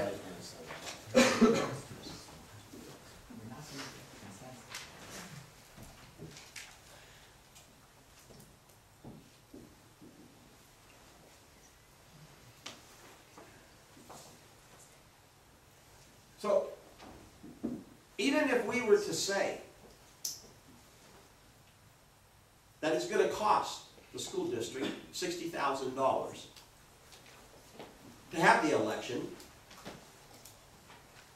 and the people come in and decide that there's 2 or 3 other people that would be excellent to sit on this board, and we have the election,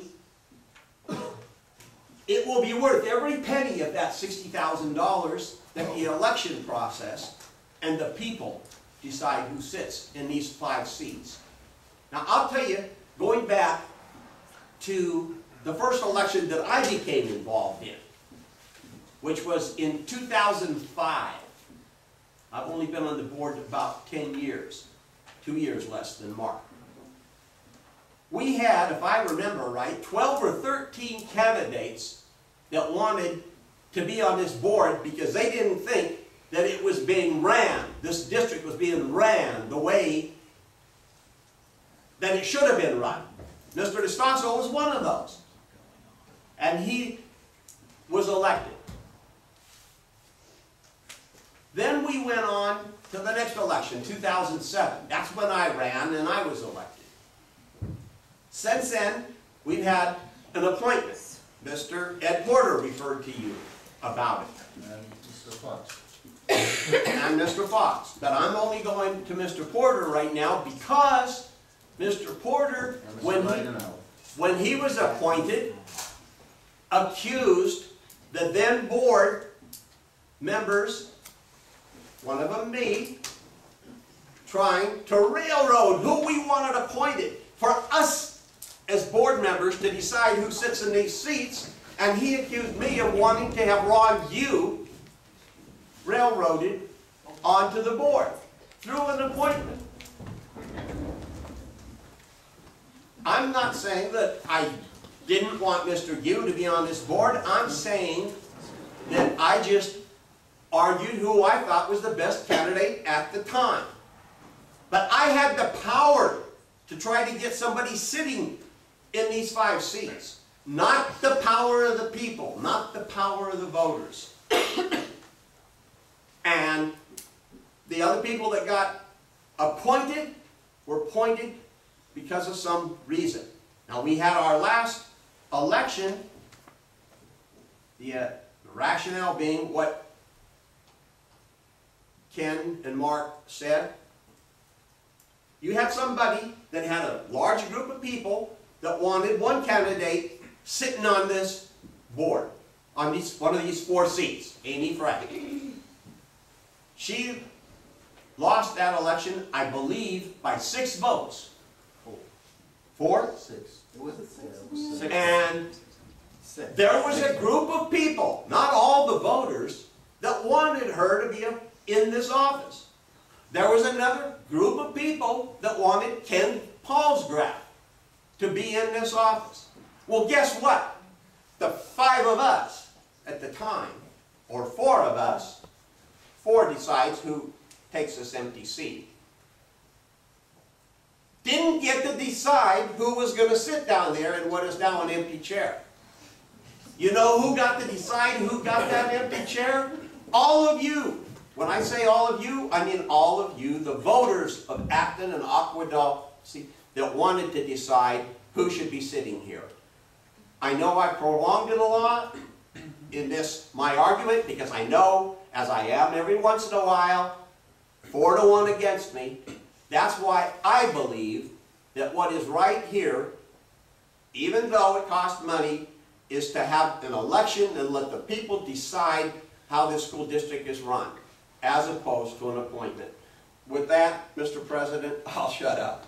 Thank you, Larry. Mr. President, I got to reply to a couple of things that Larry brought up in regard to me. And since that time, Larry and I have become friends, and I have the utmost respect for you. And I think that you would say that I treated you respectfully on the board. And I vote for you today. You got it. Thank you. And this situation with my appointment was that in August, a couple of people termed out, I believe. Their terms expired. Their terms expired, Termed yeah. out implies term limits, which we don't have. You got it. You got it. Their terms expired. I think Leona Sexton was one. Maybe we should. And Ron Bird was the other one. So at that point, the board had to choose to appoint or not, and I know that at that point you did support that. So there is a time, Mr. Layton, that you would support an appointment, and that was one when there was no candidates that came forward. The issue I had with the Ron Goose situation was that you and Ron had a professional relationship, and that needs to be disclosed. That's the only issue that I had, and that had to be disclosed that if we're voting for somebody, and I have my partner from my business coming to go for the seat, I have to disclose to the other applicants that that person was, so I didn't have any issue with the way you voted or whether you wanted me under or not. My issue was that disclosure was not made. And what I would ask you now is, apart from when someone doesn't step up to the plate and there's no candidates, is there any time that you would be okay with an appointment? Is there any time? I would have to say extremely rarely. I can't think of a situation now, yes, because I truly believe it's the power of the people, and that's the answer to your question. Thank you. Okay. I got 15 seconds, please. Do you have to leave tonight? No, but He's not done, and then. apropos, I'll be quiet after that. This, Superintendent, I have a question for you. In the event that someone was appointed that was actually even worse than me, if you can imagine that, and the community. I don't know. Stop. That's not a good scenario. I don't think there is, Ken. That's not very good. No one can. Who can be worse than Ken? That's right. My I'm Lord. proud of that too. Order in the board. Put a better scenario in. So anyway, and the community just thought, what are you doing? What amount of community is required to call for a repeal of that appointment? 1.5%. Thank you, Superintendent Porter. It's okay, he was trying to So, remember it from 2 weeks ago. So, 1.5. It takes 10 minutes at the Acton Market if they don't. All right, gentlemen. Okay. All right. so did Thank you. everybody catch that? All right. Did you want to? I don't want to turn this into the Lincoln Douglas debate. Just because, Mr. Foster, I'll just confirm, right? By the way, it's been confirmed that I actually talked for how long? You did talk for 15 seconds. Thank you. I'm sorry. So Mr. Cutler was verifying Gentlemen, for the record. the information that, yes, you're correct, so I'm just confirming. He had the right answer. Okay, Mr. DeSantis. Again, I don't want to turn this So into the if you Lincoln guys don't Douglas like who we pick, all it takes is 10 minutes at the Acton Market. You'll get a 1.5% of the registered voted. Just, please. But it's just- too just late to do that to me now. Gentlemen, I'm gonna have to bring a plate here and give it to You need a gavel. Just to clarify the record, If my words are a little garbled, it's because Mr. Layton put a lot of words in my mouth, and I'm trying to swallow them and get them out. He made a lot of assumptions. He says we made a lot of assumptions, but he made a big assumption himself. I don't know that he realizes that this is Acton Agua Dulce. Acton Agua Dulce beats to its own drum. Incumbents don't have priority in this town. When I ran in 2005, and it was only 8 candidates, there was a recall. There was a recall of incumbent board members. Okay? I was an insurgent candidate, running with torches and flames. Okay? The incumbents did not have the advantage. They were facing recall, and the only reason they weren't recalled is because the community didn't want to spend the money to exercise their right as citizens, because there would have only been 4 months until the next election. And they were looking at it from wanting to save money. So I discount the assertion that was laid forth by Mr. Layton. And somebody else may think of it as a sympathy, trying to gain sympathy about 60,000. 60,000 is a lot of money. 60,000 is best served inside the classroom. And if we appoint somebody that the community thinks is a knucklehead, they have every opportunity to vote them out in 5 months after their appointment. So I don't see what the issue is. I yield. Thank you. I'll be very, very brief. A lot of passion. Passion is good. Appointment is a tool we have in our toolbox to use when we feel that that's the appropriate action. I do not believe spending the $60,000 is an appropriate usage of your guys' money for such a short span of time. I'll add to that something nobody else has actually noted here is that if we appoint somebody is seated at the end of this year or very, very early into next year, with the election process, the person isn't seated until into the summer when we actually don't meet. And we've already talked about how many meetings they'd serve, but what we didn't talk about is the fact that there'd be 4 months worth of meetings that are critical meetings that we'd be with down to 4 people. And you have to worry about a functioning board.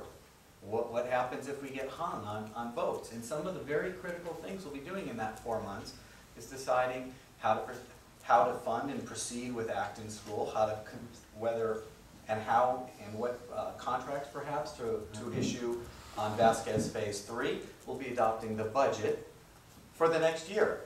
All very important things that a full board should decide, especially, heaven forbid, if we hang, which doesn't happen very often, but to go a half a year understaffed and with the potential of gridlock isn't good governance to me. And so I will be voting for the appointment for both the cost side of the reason, but also to ensure that we have a functioning board for some significant decision making for half a year. Having said all of that, I am calling for a call to question on 10.1. Let me be very clear. 10.1 is the resolution to appoint. Call to question. Aye. Aye. Nay. 4 ayes, 1 nay, 0 absent. Now we'll do the other vote. Now on item 10.2, I'm going to call to question item 10.2, which is the path to the special election. Call to question. Aye. Nay. Nay. Nay. That's 1 aye, 4 nays, 0 and 1 and 0 absence. Okay, we're ready to move on. And I have no We're moving complaints on. except that what I thought was best. Of course you did, Larry. It's cool. It's all We're all good. still happy Yes, friends. let's move on. Okay, item 11.1. The 2017 CAPS test results dashboard local indicator. It's recommended the board enter in discussion as it relates to the 2017 CAPS test results dashboard local indicator. This is a discussion, no voting.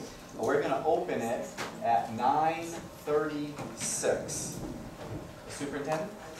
I'm going to ask Ms. Fisher and Ms. David to help out with the discussion. I don't mind asking.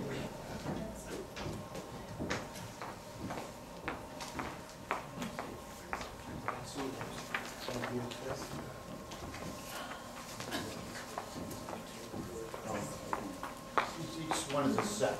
Each one is a set. Did you get your set? Okay, except somehow. We have two sets, I think. Oh, okay, there you go. And you grab the second set, and that's for Lothar in case he desires to see the data. I would love to see it. I thought you might.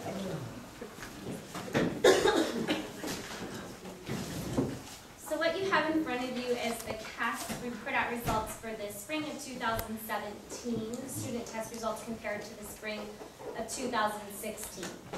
And the way it's organized, and I'm not going to go through all of it, is it has grade levels. So third grade is the two rows together, fourth grade, fifth grade, sixth, seventh, eighth.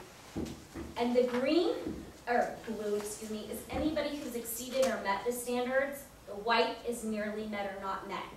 So we can skip all the way to where it says 2017, exceeded and met.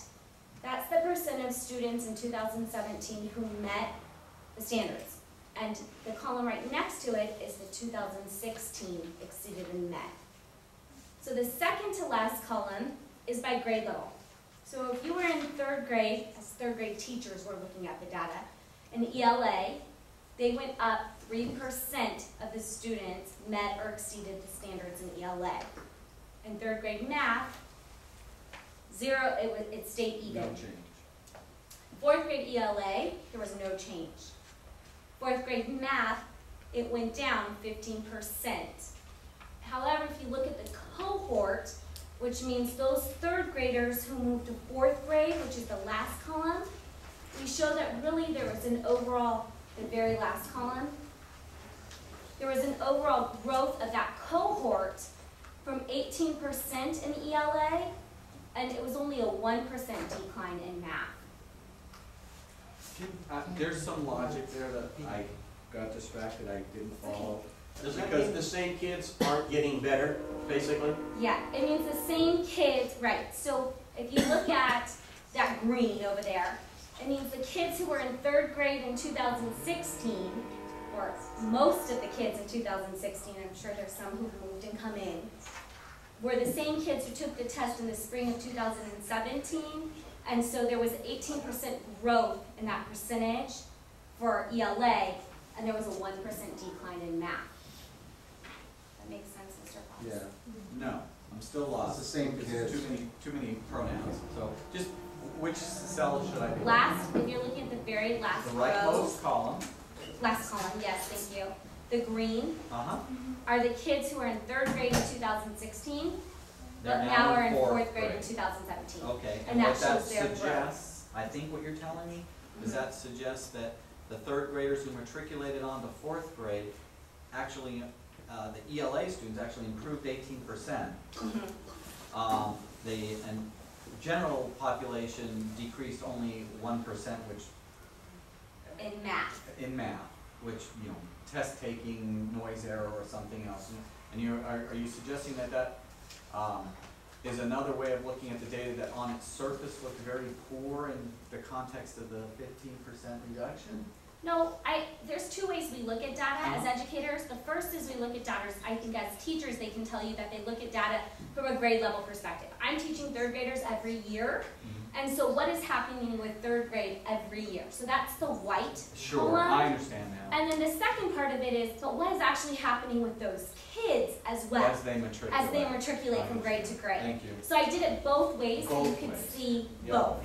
I understand. And we use both kinds of data to see what's happening with our kids and how to improve Thank you. student learning. Thank you for the And if I clarification. can just jump in really quickly, the way the data is reported on the website now, when parents get the results mailed to their home, so those of you who have students who were tested last year, but also on the website, families can click on what represents the white column where third grade is compared to third grade year after year, or over time. So you can Both is opt. available. So it actually, that's available to the public also, so it's another reason we need to look at it. Question. Yes. Lynn, when you're doing your LCAP and you're assigning resources, does this not help drive the dashboard that says you've got a need here and the resources go to that. Well, I think I can speak for the instructional team, and I think I know that when I talk to teachers at the school site, it's not that we're not concerned what happened like if I'm a 7th grade teacher, what really means a lot to me is, did I improve the kids? So yes, it does. If we see that, especially year after year, we're struggling in a certain grade level or in a certain content area, as a site administrator, I'm gonna say, hey, I need some help. Can we bring in PD for this? Or But it can makes we... sense from year to year. If you've got a bunch of Falls Drive kids in your class, you're probably gonna have a problem, so those will follow you through. But you can assign resources to that group. Might be something as simple as a resource support. Yeah, from a site perspective, when you look at the very far right-hand column, I would say that, not to make excuses, but that's where you get the qualitative data. These are the, like, we know these kids, are there reasons, or were we doing everything we could, and now we need some help as educators, we need to have PD. Being an ops guy, I look at this saying, okay, this is gonna somehow end up to the high school, and so there's something here we can address, and it's not an indicator that the 4th grade teacher is repetitively bad when the numbers say that that's not the case. Right, I mean, if you look at that green where it shows that the cohort 16 to 17 increased 18%, you could be discouraged if you look, but then you go look what they actually accomplished with a cohort of kids who are continuing to make growth. So it helps us to look at site level at both things, I think. 5th grade, the white column, so that's comparing 5th grader to 5th graders. That 6%, it was a decline of 6% in ELA and a growth of 7% in math. However, looking at the cohort again, so 4th graders that moved to 5th grade, we had a decline in both ELA and math. And then if we move on to 6th grade, looking at 6th grade to 6th grade, for 16-17, we had 19% growth and 14% growth in math. Looking at the cohort, it also showed 10% growth in ELA and 14% growth in math. 7th grade, we had just 7th grade to 7th grade, we had 7% growth in ELA and a 13% decline in math. The cohort showed a 12% increase and an 11% decline. The 8th grade to 8th grade was 3% increase in ELA, 4% increase in math. Cohorts, 12% increase in ELA, 7% increase in math. I'm looking at 11th grade, we just have the comparison from 11th graders to 11th graders because the cohort doesn't test in 10th grade.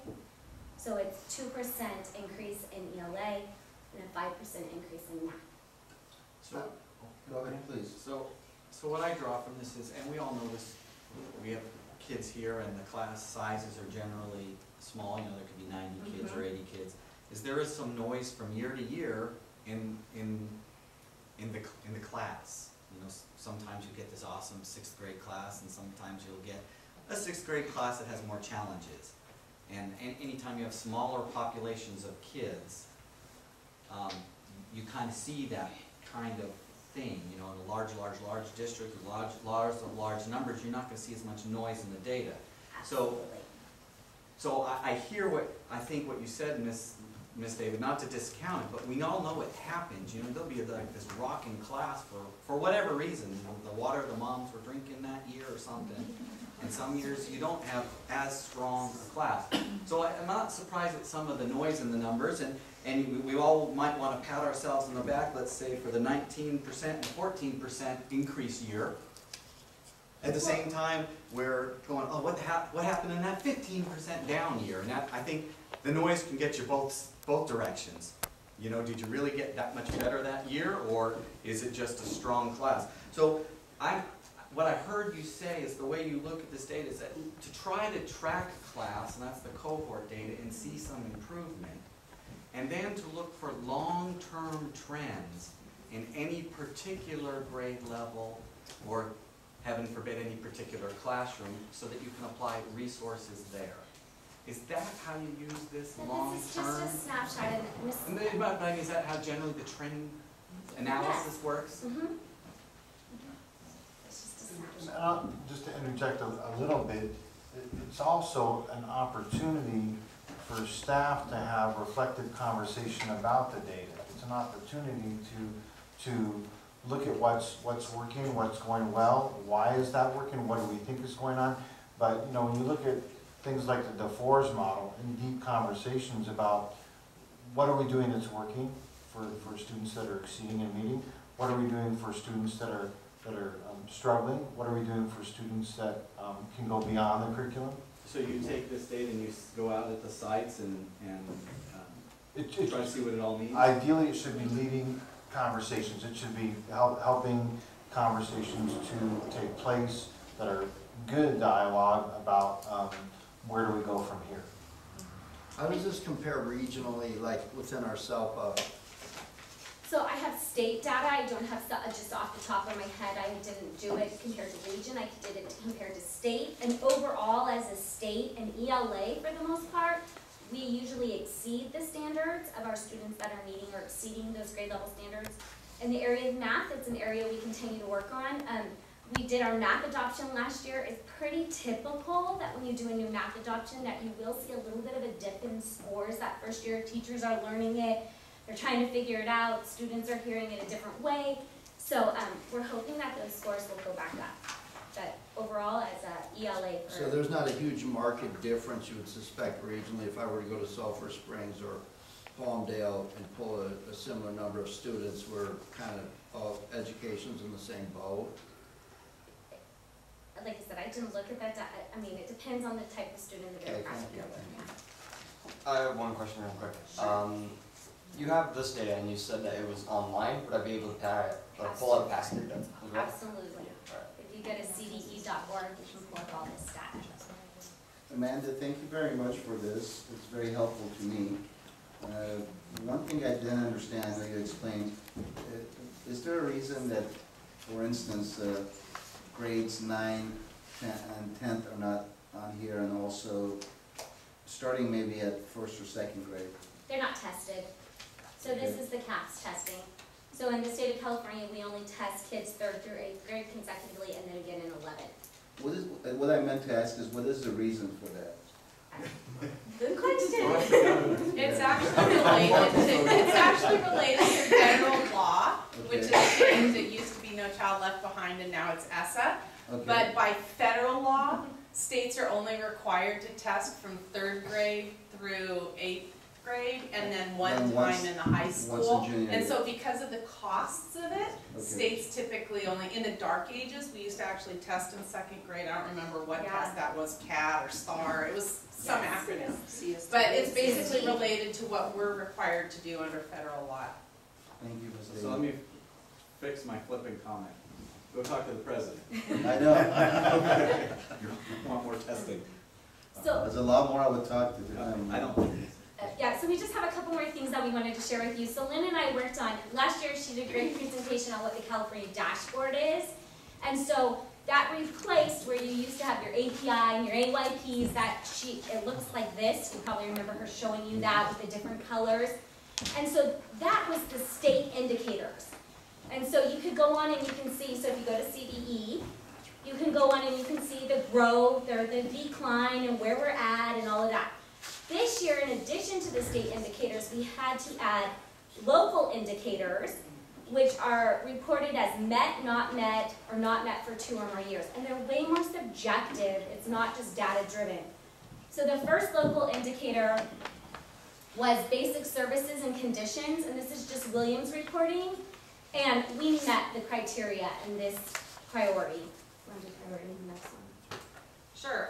The next one, priority 2, is the state standard. So if you think back to the LCAP and what we report out, there's not really a way for them to measure to what degree, at the state level, they can't collect the data to what degree all the different standards areas have been implemented. So there is actually, we sat down with a rubric and said to what degree have we implemented, with 4 being the highest, where it would be literally sustainable. If every one of us vanished into thin air, would teaching staff still be able to implement it seamlessly without a gap or a break? Do we have everything we need, all the training, everything? And a 1 would be like we're just thinking about it. So we're actually doing really well with 3s and 4s. There's a couple areas, like for example, next generation science standards, where we're just, and this is of course based on last year, by the way, 16, 17, not right now. So as of 16, 17, we hadn't really begun training in the standards. We went during summer. So if you were to look during that second block, and there's a 2, where it says next generation science standards, we're just beginning in 16, 17 and think about the training, and we signed people up. So we do have room for growth in a few areas, but in all, we're doing well, and we met the criteria for implementing the standards. So these are assigned by a regulatory agency or oversight agency, not by you all, just free? We actually assess ourselves based on the criteria that we set within, when we talk about the LCAP. So some of them, like these particular ones, there is these standards where we have to assess. Those are set by the state of California. How we measure them is internal. But there's a guidance criteria. In general, I mean, it's, 1, 2, 3, 4. Because I don't want to think I'm putting A's on my own report cards. I used to do that and I got caught. We actually created a rubric is what did it mean? What did it mean if we were going to assign it to, so that we would all have a common understanding of it in the next year. Next year, like for example, in science standards, we believe that we would be at least a 3 because we, had the science teachers go to training. We, as site administrators, have been to training. We brought the training here, during PD days, so we're advancing. So if we were looking, the teachers have much more knowledge now. So there's measurable milestones. Absolutely. Progress. Absolutely. The next priority is priority 3, and this is parent engagement. This was pulled directly off the LCAP survey that Lynn had done, and so we used that information and put that data in there, and based on that data, we met criteria was met, which was 100% of parents agreed that district encourages partnerships, which was a 25 increase over the prior year. Yeah, so this you already actually saw for the things on the LCAP survey, and most of this information you already saw it on the LCAP. It's kind of redundant in that we are required to present it to the board before it goes on the state website. Okay, the last one is school climate. And the thing that's important to talk about is, again, this is students' perceptions. And they require us to do the survey with students all the way from kindergarten all the way up to 12th grade. And again, this is something, it's data that's already been presented within the LCAP that was adopted. Little kids, have a little smiley face. So that is one area, just to jump to the bottom, we did not meet it. We slightly went down in students' sense of safety overall. Now, when we looked at it and talked about it as, site leadership and district leadership, again, it's qualitative and you cannot, we didn't control for this, so to speak, but we had to implement the survey. We believe that part of the reason it might have gone down slightly is because the survey was administered with students slightly after the things that happened in San Bernardino last year, and I can't remember what the other event on a national basis was, but because of the timeline, we really couldn't delay the survey, and so I think there's a general sense of, not in school necessarily, but is my world safe? So it is something that we addressed in the LCAP, and we do have an additional counselor, and we're really working with kids. So again, to your question of what do we do with this information, it's something that counselors are aware of, and we really are working to make sure as site teams that if kids have any concerns, they know where to go and how to get some help. So. And that concludes our I have one more Sure. question. So I know you said that you use this to help formulate what's working, what's not working. And I'm just curious, I was very impressed with it when I saw it. I just don't know if it's shown up in data. But one of the programming enhancements this board did, and I don't know if it would be in the data yet, because I'm not sure if it's 1 year old or 2, but we instituted the leveled instruction and put a lot of boots on the ground, teachers on the ground, and to help drive areas that needed extra help or population. Have you seen any, does the data indicate, or is there data yet to indicate? I mean, I saw it in person, it was very impressive. I'm curious if the data pans out. I think more than just this data, the state data, I think if we look at the individual, like benchmark and interim assessment data that they're doing at the individual sites, that's where we're really starting to see that growth in students. Growth? Yeah, Where I those know. extra resources have been applied? Yeah, I think we're seeing growth overall. It's, a lot of the resources are going to the lower students and trying to bring them up, so you're not seeing the jump up to standard med if you're looking on a state test, because we're, trying to bring them up. Because you're applying where the need is greatest. But amongst that population, you're seeing some improvement? Yeah, and I would say too, remember that this was collected, this data on the surveys in particular was collected about the end of March or Right, I beginning of wasn't worried April about last the year. survey thing, because I agree with you 100%. What goes on the news can filter into moving numbers a little bit. I was more on those kind of numbers. All right, thank you. Thank you for your efforts, of course. Try to trend this and take meaningful things away from. Yeah, so just so you guys know, the feedback. next step with us is we presented the information to you. So most of the data that's fed the state indicators are fed through CalPAS and state reporting, and the state puts those up.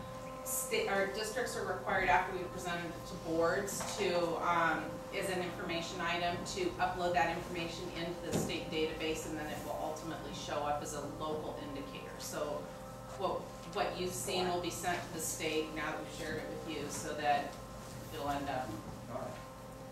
And because if we don't, it actually would be not met. So we're going to meet our target. Thank you. Thank you, Amanda. Thank you both. You're welcome. I'm going to close this at 9:54. Item 11.2, Supervisor of Maintenance and Operations Job Description, Salary Schedule F. It's recommended that the board approve the job description, Supervisor of Maintenance and Operations. So moved. Porter, I'll second it. Superintendent? I have some comments on this position specifically, but then I'd like to start out with a general statement that applies really to the reorganization, restructuring that I'm recommending to the board this evening. So regarding the next three agenda items, I'd like to make the following general statement, and then I'll speak specifically to 11.2. I want it on record that I will memorialize my formal recommendations, the organizational chart, proposed cost savings and rationale to the board in the form of a written formal personnel report. I don't have it prepared this evening. This was based on a recent discussion with a board member, and I thought it was an excellent idea to memorialize this. This will help ensure that future staffing decisions, in the event I'm not here in 6 months or a year or 2 years, there's a reference, there's a point in time to go back to other than the minutes and a verbal account being recorded, which is often hard to find or recount. So I thought that was excellent input from a board member, and I'm going to move forward with that thought. In it, I want to allude to, over the past several weeks, I've been compelled to take a very close look and analyze our administrative staffing composition, the organizational structure, effective finances, and the job duties and responsibilities that are associated with some of the positions that I've been looking at. The item in question is part of a comprehensive restructuring of the administrative team that ultimately reduces 2 current positions, which is the Director of Maintenance and Operations, as well as the Director of Charter Schools. The realized cost savings of the total restructuring is approximately $50,179 annually. For this particular position that the board is allowing the district to have so now I'm speaking specifically to 11.2. This allows for a national growth position to occur, having a supervisor of maintenance and operations. The director position, the salary really is not commensurate. I've spent the last 8 years in personnel. My opinion is, in looking at kind of a mini efficiency salary study, job efficiency study, is that we're out of sync. So by calling it a director, really you're looking at a salary range probably of $90,000 to $120,000. It's more appropriate to have a supervisory position, especially considering the size of our school district. The other piece that is important for the board to keep in mind is we We've been talking about Mike Arone a lot and this consultant piece, which is playing a current key role in our 2 facilities projects. So I don't think the work we have warrants a director and a supervisor, certainly. I do think it warrants a supervisor and the consultant piece currently. How long that consultant piece goes on for depends on the projects, I think, and the work needs of the district. But even with the consultant book, it's a $50,000 savings, this overall restructuring. That's correct. It would grow when, purportedly, the savings would grow when we were able to ease off the consultant, because the 2 big projects, Acton School and Phase 3, would complete. That's correct. It's my understanding that part of the consultant's responsibility is to normalize the maintenance calendar, meaning that this would typically, like I noticed the basin, the drainage basins, the flood basins at the high school got cleaned out. There would be a calendar associated with man hours and what typical costs are as part of the consultant's work. So as that's weaned off, there's not the need to reschedule and depend on the consultant for rescheduling over and over and over. That's absolutely correct, and you know, incidentally, that's been part of what I've tasked Mr. Arona with, is also kind of a training indoctrination to management, facilities, plant management. You know, there should be a cycle for pressure washing our schools. There should be a cycle for cleaning out those basins. All of those things need to be part of the cycle of maintenance operations and plant management. If staff can understand the priorities for that when it comes, if the time comes for, just like you would memorialize these positions that are being put on, in my world, the more money there is and the more program advancements there are, that's good. But in the event that something needs to be cut back, you take a look at frequencies of things that are of a lesser priority, as well as the impact of costs of positions that are of less critical importance to the district. Correct. So by doing this, there's a way to back out of that or move forward in that. Absolutely, and so one of the things that we discussed in this this conversation was also the idea of triggers, and I'm more familiar with triggers in terms of reduction, so that people can plan ahead. So when your school reduces from 750 students to 600, everybody knows that here's this pamphlet or booklet or guide that you're going to reduce from 3 office folks to 3 FTEs down to 2.4. And so your clerk is going to go from a 1.0 clerk to a 0.4 clerk. Your custodial staffing is going to go from 2 FTEs to 1.6 and so on and so forth. So the reverse So like a 5-year capital improvement project plan, like a 5-year plan. Correct, that's exactly right. So you can do the reverse of that too, and say, as our potentially charter work grows, let's say we have triggers in place for that to increase work personnel. I mean, one more comment, just, we don't often have an almost full house. So what this is all part of is we have a couple of openings now. They happened, I believe, over the summer. And when we didn't fill them right away, because we wanted to give the new superintendent an opportunity to look at the organization and to shape it and hopefully find a more efficient way to run it. And so now the superintendent's bringing that forward, and that's what we're considering tonight. And it is more efficient to the tune of $50,000. It's another 50 on top of the last 60, but it is a more efficient way of running things and taking advantage of the fact that sometimes people leave and you have those opportunities because now there's open spots and you can shuffle things around and try to get a little bit more efficient in your operations. Absolutely. That's part of what all of these next 3 or 4 items that the superintendent's recommending are. Absolutely. All right, are there any other comments on item 11.2? So, for the sake of clarity, for 11.2, all we're doing on this is approving the job description. That's right. I don't see any action item on here to actually move somebody into that position. When I bring that forward, it'll come into another action item for the board. Correct. He's technically right. I jumped the gun. Because we have a mixed bag.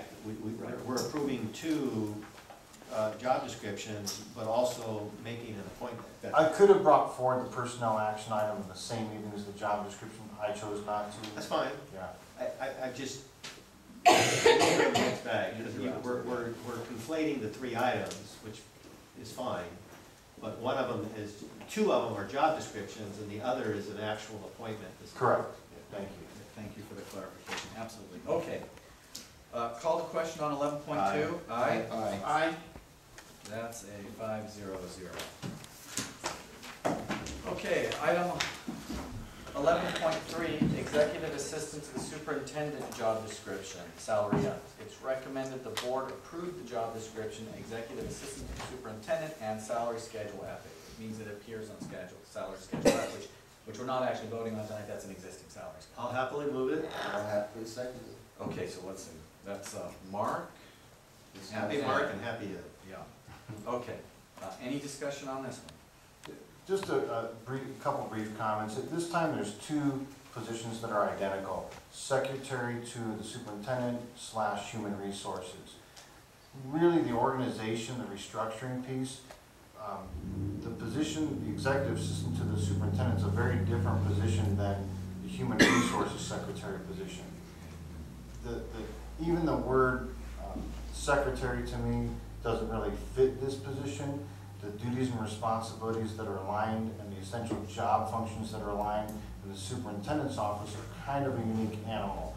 Hence the proposed title to the board this evening, executive assistant to the superintendent. There's a large degree of independent thought, foresight, judgment, contacts with legal firms, consulting firms for facilities, for both projects that are going on. There's a significant amount of working with board members to provide not only information, but clarification and definition, which changes the aspect of that particular clerical position when compared to other clerical positions. So I'm trying to differentiate that, again, for the overall structure of our organization, and again, it is part of this overall cost savings effort, and also realigning some duties and responsibilities to the appropriate office. Comment. In my world where I work, this is a confidential, this position is in the confidential group. It's a lot about fit. It's a lot about understanding that you're not just a secretary. It's understanding that you service the office of the superintendent, not others. That's where your loyalty lies for the greater good of the district. You are a face of the district. There is a lot of responsibility that goes with it, especially in the confidentiality area. I will happily support this. Thank you. All right, call the question. Aye. Larry, did you say aye? Aye. Yes. Okay, that's 5-0-0. Was that a happy eye? Sure, that's a happy guy. All right. Okay, 11.4, appointment of Assistant Superintendent Amanda Fisher. It's recommended the board approve appointment of Amanda Fisher as Assistant Superintendent. I'll move it. Mark DeStasso, Second. Larry Layton. Superintendent King? You know, they say don't make changes too fast when you come in. Take your time, 6 months, 12 months, but I've always had the philosophy that it depends on the needs of the district, and this is probably much faster than I wanted to move on all of these pieces of restructuring, but it calls for it, because in order for us to get the work done that the board has set as a priority, and some of the gaps that I've seen in the short time I've been here, this will allow us to do that, and so it'll give us the best chances of success. Currently, Ms. Fisher oversees special education, charter schools, including 6 out of the 7 criteria identified in the district's oversight responsibilities, pieces of personnel services, including providing direction to our human resources secretary, Lucy Thong, Title III coordinator responsibilities, among many other essential duties and responsibilities. It's been too much for quite some time for one position to hold the variety of duties and responsibilities and functions of that position, my opinion. Since I began a short time ago, I've tried to take on the larger personnel pieces that should be in the the role and duties of an Assistant Superintendent of Human Resources. With this new structure in place, Ms. Fisher would assume the duties and responsibilities of the Chief Negotiator role, employee district relations, employee disciplinary matters, and oversee all other aspects of personnel, technology, food services, charter schools, special education, professional development, and clerical staff at each site. Normally, in large districts, these are all several hats. But in small districts, it's kind of the nature of the beast, and I'm very familiar with that, having worked at Rim of the World as the Associate Superintendent for a couple of years, and it's a great opportunity in that sense, because you don't have the tunnel of one administrative role, you wear many hats. I'll put an asterisk by we have a small district. Yes, we have 1,000 ADA, but we have 17 charter schools, each having to be in compliance with the annual budget cycle, the 6 out of 7 areas of oversight responsibilities, all have, there's a lot of work that goes into that and behind that. Conducting a staffing study is a costly event. I just completed a staffing study at Rim of the World before I left there, which was a cost of over $20,000.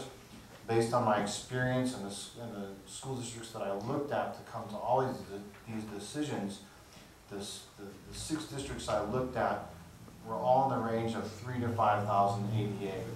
I chose that something comparable because there is no animal like Acton Agudose out there. So I chose that as something comparable to say, yeah, we have 1,000 ADA, we have 17 charter schools. That's how I kind of came to this formula. Based on my experience, I highly recommend the appointment to complete the reorganization and structure that is best suited for the needs of the Acton Agudose Independent School District. On a personal note, I'd like to share some thoughts before you move forward with your action. Ms. Fisher was instrumental in establishing relations with our partners in education, the charter schools under our umbrella of oversight. Ms. Fisher is the face of the Acton Agudose Unified School District when we go to charters, when concerns arise, and she's the one able to resolve matters effectively because of the relationships and rapport that she has well established. Ms. Fisher has a special education background and understands thoroughly due process, student rights, and due diligence, which are easily transferable and must-have tools in the world of personnel services. In the short time I've come to know and respect Ms. Fisher's work, ethic, candor, and honesty, she has an incredible heart for student success and will continue to be an exceptional asset to our team in this new capacity should the board approve my recommendation. Did you have some kind of an amendment or something you said you wanted to do? I did, thank you, Mr. Layton. One thing I did not talk about yet is the contract. So I can do that now, and so to amend the contract and speak to the terms of it, I guess first let me ask the board if there's any questions about what I've shared so far. Comments. I'll zip right through this. I've been very outspoken about the overhead costs in this district, and I've challenged the superintendent to show me cost neutral or better. I'm a firm believer in, I work in a city manager government in which the city manager is the sole employee of the city council. That means that I'm 20% his boss. I'm not the boss of staff, any staff. And so I constantly remind him that if he takes you on, you are his baby to babysit. And so keep that in mind. I've asked for cost neutral or better. Next, I think the consultant that you're referencing in charter schools, I think I need that to be measurable. I would expect that that person has some type of objective task list. You go here every so often, you find out if this is in place, and they feed that information systematically back to you for your review, so we don't have people running around, they don't do this, they don't do that. So I expect that to be a very formalized situation. I don't expect that the SPED system in this district will be left with the whole because you're moving up. I would hope that, anyway, I'll leave that up to you guys. I've said that. I appreciate your dedication, I really do. I like it that your car comes to work every day and that you're here every day. I find that you have a good face of the district. Is she in the car when it comes to that? I don't know, they got cars that will drive themselves now. She was in the car. So, it's important that you have a professional relationship as somebody that's kind of an oversight. In some ways, we act like LACO in terms of providing oversight. So I like it that you're a smiley face, but at the same time, you're professional enough to say, hey guys, this is the way this works and this is the way we need it to be, so we don't have this reputation out in the audience that we're running some sideshow, because we're not. And I think you lend to that very well. So congratulations, I'll support your appointment. May I ask one question? I have comments as well, but I would prefer that he finish his presentation in full. I agree. And enter the contract part and then. Okay, so I'll go through the terms, and one of the terms in the contract just needs to be amended. So the terms of the contract are that it would commence pending board approval on November 10th, 2017. The assistant superintendent's annual salary for the 17-18 school year is $159,762. It would be prorated based on the assistant superintendent's start date of November 10th, 2017. Sick leave would be accrued at a rate of 1 day per month per contract year. Work year vacation paragraph 5 is the piece that needs the amendment. So the assistant superintendent shall render 12 months of full and regular service to the district in accordance with the district's standard work year during each annual period covered by this agreement. The standard work year shall routinely consist of 240 days of full and regular service, and in parentheses, the 233 needs to be changed to 225 duty days per year and 15 vacation days. The work year is normally exclusive of Saturdays, Sundays, and those holidays specified in Ed Code Section 37220 when public schools are closed. The assistant superintendent shall receive 15 days of paid vacation each fiscal year, which is accrual rate of 1.25 days per month. Vacation days shall be taken each year, earned except to 10 days of vacation may be carried over for use in the next fiscal year. The assistant superintendent shall not accrue more than 30 days of unused vacation. If the assistant superintendent accumulates more than 30 unused vacation days, vacation accrual shall cease, and the assistant superintendent uses the earned vacation days in excess, well, they cease until the assistant superintendent uses the earned vacation days in excess of the 30 days. Mr. King, I would suggest that we just go over any amendments or anything like that, not the entire contract. Okay, well, I'm done there. Now, those are basically just the terms, and so the amendment is the 233 days on page 2, first paragraph. Excellent. We're going to change that 233 to 225. I got that, thank you. Oh, that changes everything. Thank you, Mr. King. You're welcome. That was just a mathematical difference, wasn't it? That it had to be changed so that 1 and 1 is 2, or something adds up to 240? 215 and 225 and 15 out to 240, correct. Do you have any further comments? I don't. Mark? Yeah, so my comments will clearly signal to everybody that I was the one that having the conversation with the superintendent that he was referring to. I'm very process and accountability oriented, and I strongly believe that we have to follow a disciplined path because I've said it before, I'll say it again,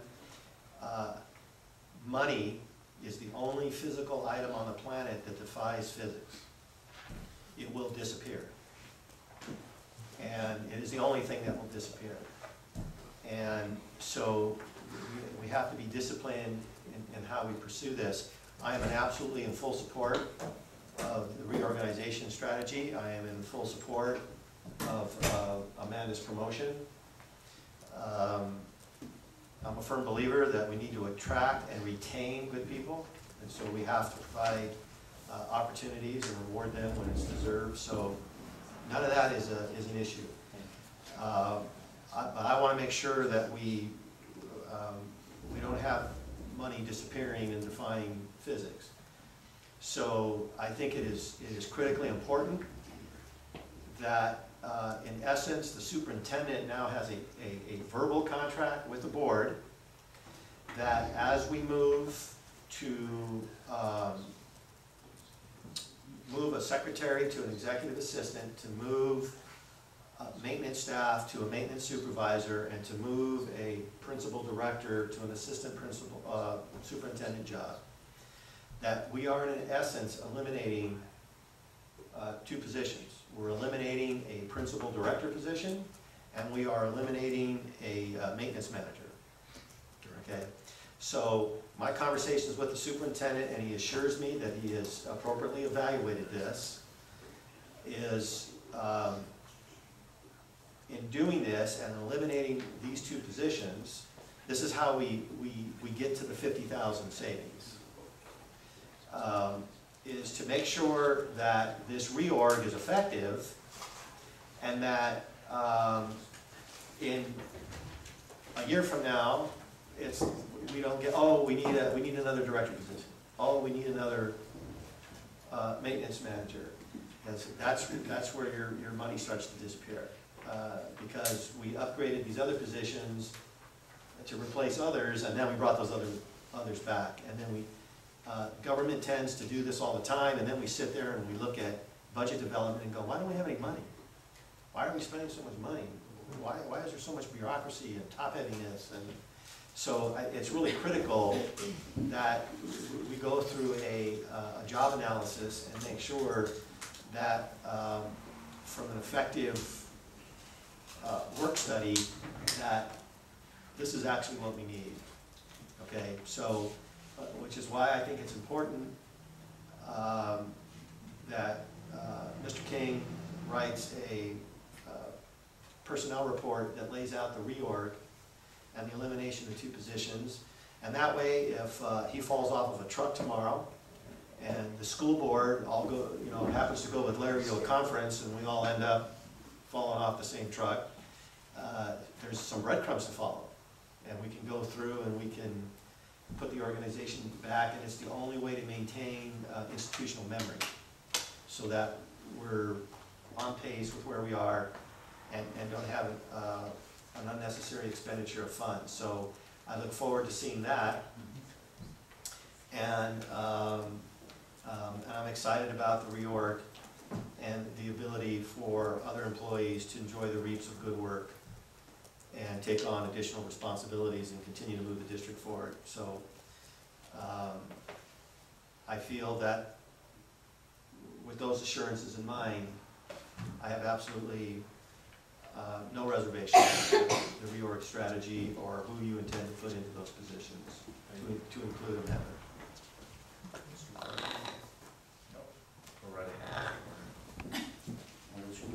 No, go ahead. This position was probably one of the first conversations that you and I had, and I felt for a very long time kind of troubled by a certain pattern that Mark alluded to, maybe a certain top-heaviness, bureaucracy. When my son started in the district in 2005, there were 2,600 students in our district, and we didn't have these positions. When Dr. Woodard came on board, he brought several positions like this. There was a position of the dean at the high school, which none of these positions I have a problem with personally, with the people in the position. I'm just naming the positions that were put there. The position of the director of student services, there was a position of the assistant superintendent, and a couple of other these types of positions. And I've always felt a little uncomfortable with us being a little top-heavy, going from 2,600 kids to 1,000 kids, you know, always wanted to pass the red face test on that with the community. There's other financial issues we're dealing with right now, so you know my style. Each one of us have our own niche, you know, our own kind of approach to the board. I've always been kind of like a students first type of person, and dedicated myself to understand our budget and to really be a guardian of the people's money in a way, for lack of a better word. So I was very much against this position since the beginning. I expressed that to you, and I really strongly felt that we didn't need an assistant superintendent, but I didn't imagine Amanda being, you know, the person that you would bring up to this plate. And you and I have done a lot of going back and forth on this, and I had asked you to wait, you know, for the period that you did wait, because I said, give it about 6 weeks, and then I will support you if you still want it. And you convinced me for 2 reasons. Number one, because I started to think more that, not just about those 1,000 students, but we have, you know, about 15,000 or so other students in the charters. And I think that Amanda, in many ways, is custom made for this position, and that she will still continue to provide support for the charters. And even if we take a different direction when we hire a different person for that, I think you will still have oversight. You'll basically be the number 2 person in the district. And you know, as those things come our way, we can compartmentalize them accordingly. And you know, perhaps at a certain time down the line, you won't have anything to do with charters directly. But I just really want to emphasize to you, Mr. King, that I began to feel uncomfortable about our district having so many people at the top. When I had known the district having 2.5 times more students and not having any of those people. Now, someone might say, well, we used to be horrible in this regard and that regard. I think that's just a general answer.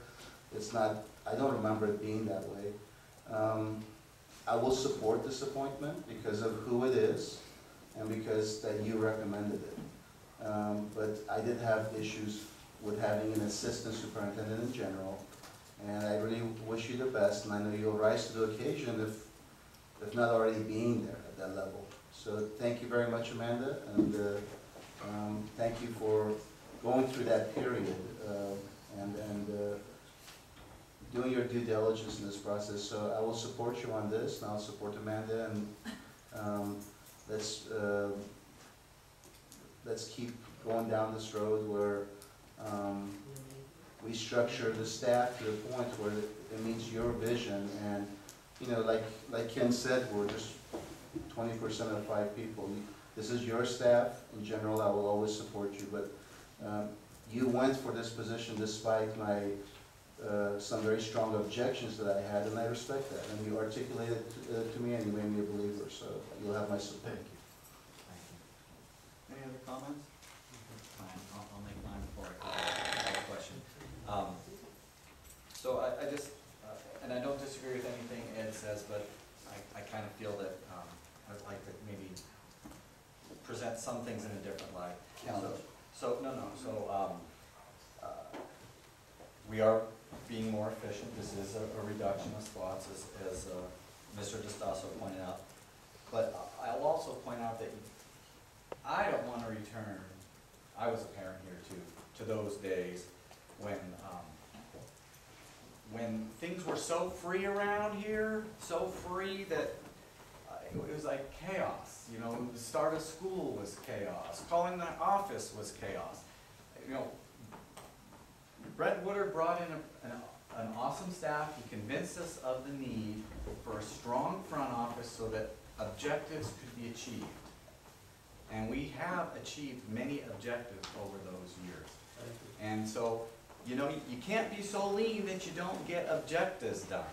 Whether those objectives be joint use agreements, I'm just picking on that, or programming enhancements, or cleaning up sped a little bit. So there's, you know, you need people in place to do that. And you know, and you can't discount the fact that there are 14,000 students out there that we're responsible for. So I'm not disagreeing with anything you said, Ed. There's a different prism with which to look through it. And to a certain extent, the way and the smoothness with which a district runs is a function of having adequate staff.